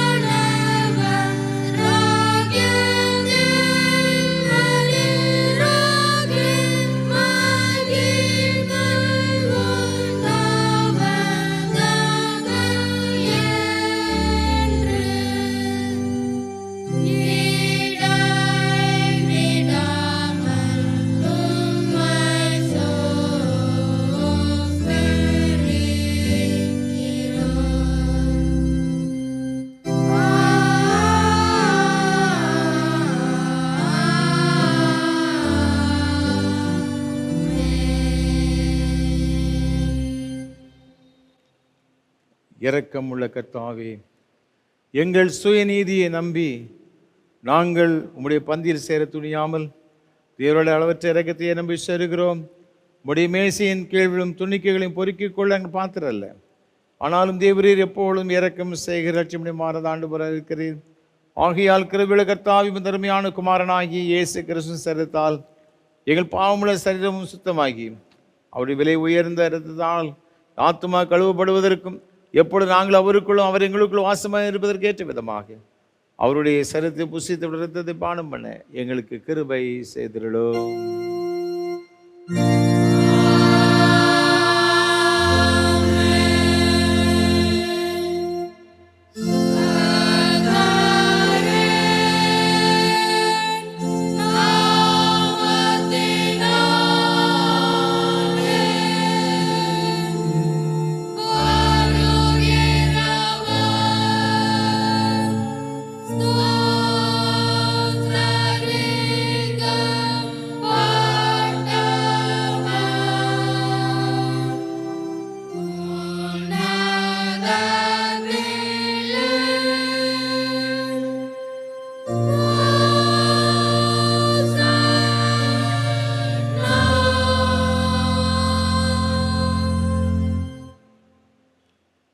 சர்வ வல்லமை உள்ள தேவனே, எங்கள் பரமபிதாவே, தேவரீர் எங்களுக்கு உருக்கமாக இறங்கி உம்முடைய ஒரே குமாரனாகிய இயேசு கிறிஸ்து சிலுவையில் மரணமடைந்து எங்களை மீட்டுக்கொள்ளும்படி அவரை தந்தளினரே. அவர் சிலுவையிலே ஒரே தரம் தம்மை ஏகபலியாக ஒப்பு கொடுத்து சர்வலோகத்தின் பாவங்களை நிவர்த்தி செய்வதற்கு நிறைவும் பொருளும் போதுமான பலியையும் காணிக்கையும் பரிகாரத்தையும் செலுத்ததும் அல்லாமல் தம் நிறமையான மரணத்தை என்றைக்கு நினைப்போடு ஞாபகத்தை நியமித்து தாம் திரும்ப வரும் அளவும் நாங்கள் அதை அனுசரித்து வரும்படி தமது பரிசுத்த சுவிசேஷத்தில் கட்டளையிட்டிருக்கிறாரே. இரக்கமுள்ள கர்த்தாவே, எங்கள் ஜெபத்தை கேட்டருளும் உமது குமாரனும் எங்கள் இரட்சகருமாகிய இயேசு கிறிஸ்து கட்டளையிட்ட பரிசுத்த நியமத்தின்படி நாங்கள் அவருடைய பாடுகளையும் மரணத்தை நினைவு கூர்ந்து முது சிருஷ்டி பதார்த்தங்களையும் இந்த அப்பத்தையும் திராட்சை ரசத்தையும் பெற்றுக்கொள்ளும் பொழுது அவருடைய பரிசுத்தமுள்ள சரீரத்திற்கும் இரத்தத்திற்கும் பங்கு உள்ளவர்களாகும்படி கிருபை செய்ய வேண்டும் என்று மிகுந்த தாழ்மையோடு வேண்டிக் கொள்கிறோம். இயேசு தாம் காட்டி கொடுக்கப்பட்ட அந்த ராத்திரியிலே அப்பத்தை எடுத்து ஸ்தோத்திரம் பண்ணி அதை பிட்டு சீசல் கொடுத்து எல்லாரும் வாங்கி பூசியுங்கள், இது உங்களுக்காக கொடுக்கப்படுகிற என்னுடைய சரீரமாக இருக்கிறது. என்னை நினைவுகூரும்படி செய்யுங்கள் என்றார். அப்படி ராபோஜன பண்ணின பின் பாத்திரத்தை எடுத்து ஸ்தோத்திரம் பண்ணி அவர்களுக்கு கொடுத்து, நீங்கள் எல்லாரும் இதில் பானம் பண்ணுங்கள், இது பாவ மன்னிப்பு உண்டாக உங்களுக்காக நேருக்கு சிந்தப்படுகிற புது உடன்படிக்கைக்குரிய என்னுடைய இரத்தம். இதை பானம் பண்ணும் பொழுதெல்லாம் என்னை நினைவுறும்படி இதை செய்யுங்கள் என்று திருவுளம் பற்றினார்.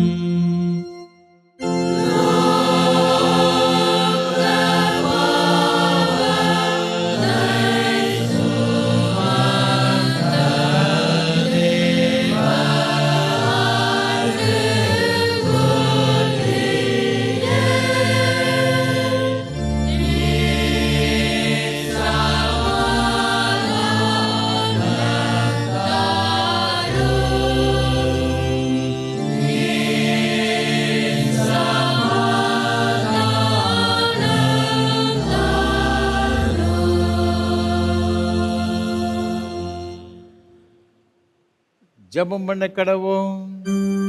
பரமண்டலங்கள் இருக்கிற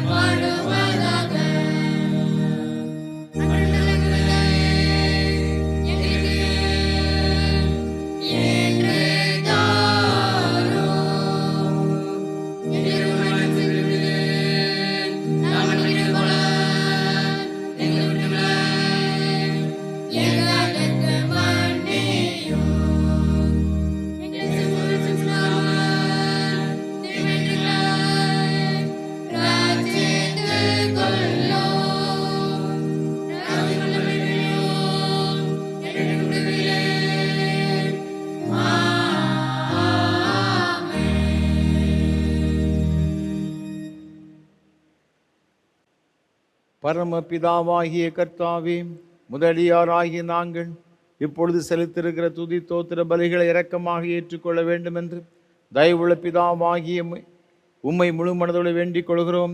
உம்முடைய குமாரனாகிய இயேசு கிறிஸ்துவின் புண்ணியத்தினாலும் மரணத்தினாலும் அவர் திருரத்தத்தை பற்றி விசுவாசத்தின் மூலமாக நாங்களும் மற்றுமுள்ள உம்முடைய சபை அனைத்தும் பாவ மன்னிப்பையும் அவர் பாடுகளினால் உண்டான மற்ற எல்லா நன்மைகளையும் பெற்றுக்கொள்ளும்படி தேவருக்கு கிருபை செய்ய வேண்டும் என்று தாழ்மையாக பிரார்த்திக்கிறோம். கர்த்தாவே, சரீரமும் ஆத்மாவும் எங்களை முழுவதும் தேவருக்கு புத்தியும் பரிசுத்தம் ஜீவன பலியும் உமக்கு ஒப்புக் கொடுக்கிறோம். இப்பொழுது பரிசுத்த நற்கரங்களில் பங்கு பெற்றிருக்கிற எங்கள் எல்லாரையும் மது கிருபையினாலும் பரம ஆசீர்வாதத்தினாலும் தேவரீர் நிரப்பிட வேண்டும் என்று பணிவாய் வேண்டிக் கொள்கிறோம். அநேக விதமாய் இருக்கிற எங்கள் பாவங்களினாலே தேவருக்கு எந்த பலியும் செலுத்துவதற்கு நாங்கள் அபாத்திராக இருந்த பொழுதிலும் எங்கள் பாத்திர தேவரை கவனியாமல் எங்கள் கர்த்தராகிய இயேசு கிறிஸ்து நிமித்தம் எங்கள் குற்றங்களை மன்னித்து எங்கள் கடமையின்படி நாங்கள் செலுத்திருக்கிற பணியை ஏற்றுக்கொள்ள வேண்டும் என்று பிரார்த்திக்கிறோம். அவரோடு பரிசுத்த ஆவியோடு ஐக்கியமாக இருக்கிற தேவருக்கு அவர் மூலமாய் சகல மகிமையும் என்றென்றைக்கு உண்டாவதாக.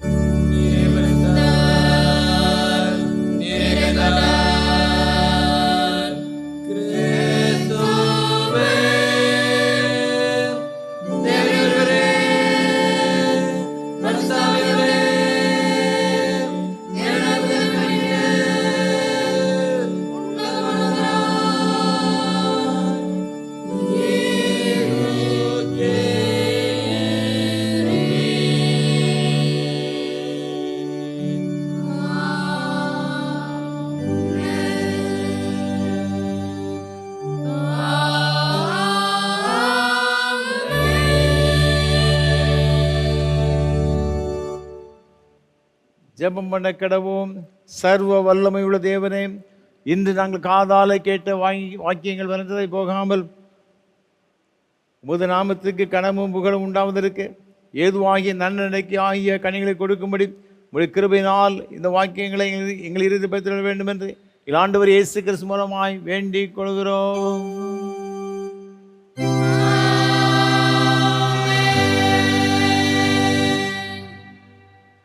எல்லா புத்திக்கு மேலான தேவ சமாதானங்களோடு கூட இருந்து நீங்கள் தேவனையும் அவருடைய குமாரனாகிய நாதர் இயேசு கிறிஸ்து பற்றி அறிகிற அறிவிலும் அன்பில் நிலைத்திருக்கும்படி உங்கள் இருதயத்தினை காக்கடுவது பிதா குமாரன் பரிசுத்த ஆவியாகிய சர்வ வல்லமுள்ள தேவனுடைய ஆசீர்வாதங்களோடு கூட இருந்து இன்றும் இன்னும் சதா காலங்களிலும் உங்களோட நிலைத்திருக்க கடவது.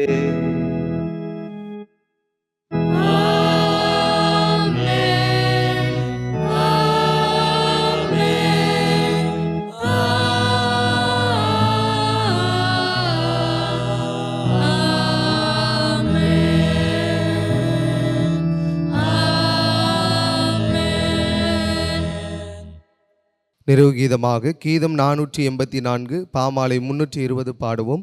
என் முன்னே மேய்ப்பர் போகிறார், நல் மேய்ப்பராக காக்கிறார். கீதம் 484, பாமாலை 320 பாடுவோம்.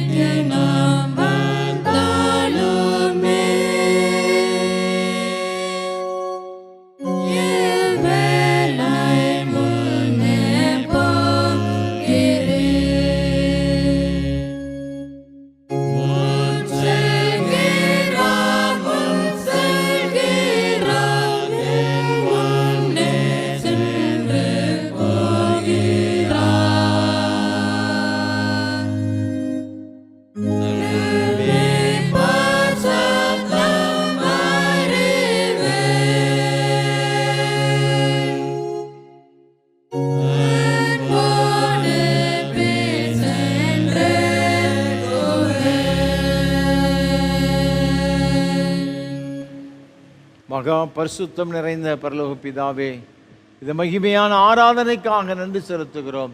ஆண்டவர் மத்தியில் எழுந்தருளி உம்முடைய பிரசன்னத்தை நிறைத்து எங்கள் ஒவ்வொருவரையும் ஆசீர்வதித்தீரே, உமக்கு ஸ்தோத்திரம். தொடர்ந்து வருகிற காலங்களெல்லாம் உம்மால் ஆசீர்வதிக்கப்பட்ட ஒரு நாட்களாக, நன்மைகளை பெற்றுக்கொண்ட நாட்களாக அமைய கிருபை தாரும். தாழ்த்தி உமது கரத்தில் ஒப்புக் கொடுக்கிறோம். பொறுப்படுத்திக்கொள்ள ஆசீர்வதி நாமத்தை மையப்படுத்தும். எங்கள் ஆண்டவர் இயேசு கிறிஸ்துவின் மூலம் ஜெபிக்கிறோம் பரிசுத்த பிதாவே, ஆமென். கர்த்தர்களோடு இருப்பாராக. தேவ சமாதானத்தோடு சென்று வாருங்கள்.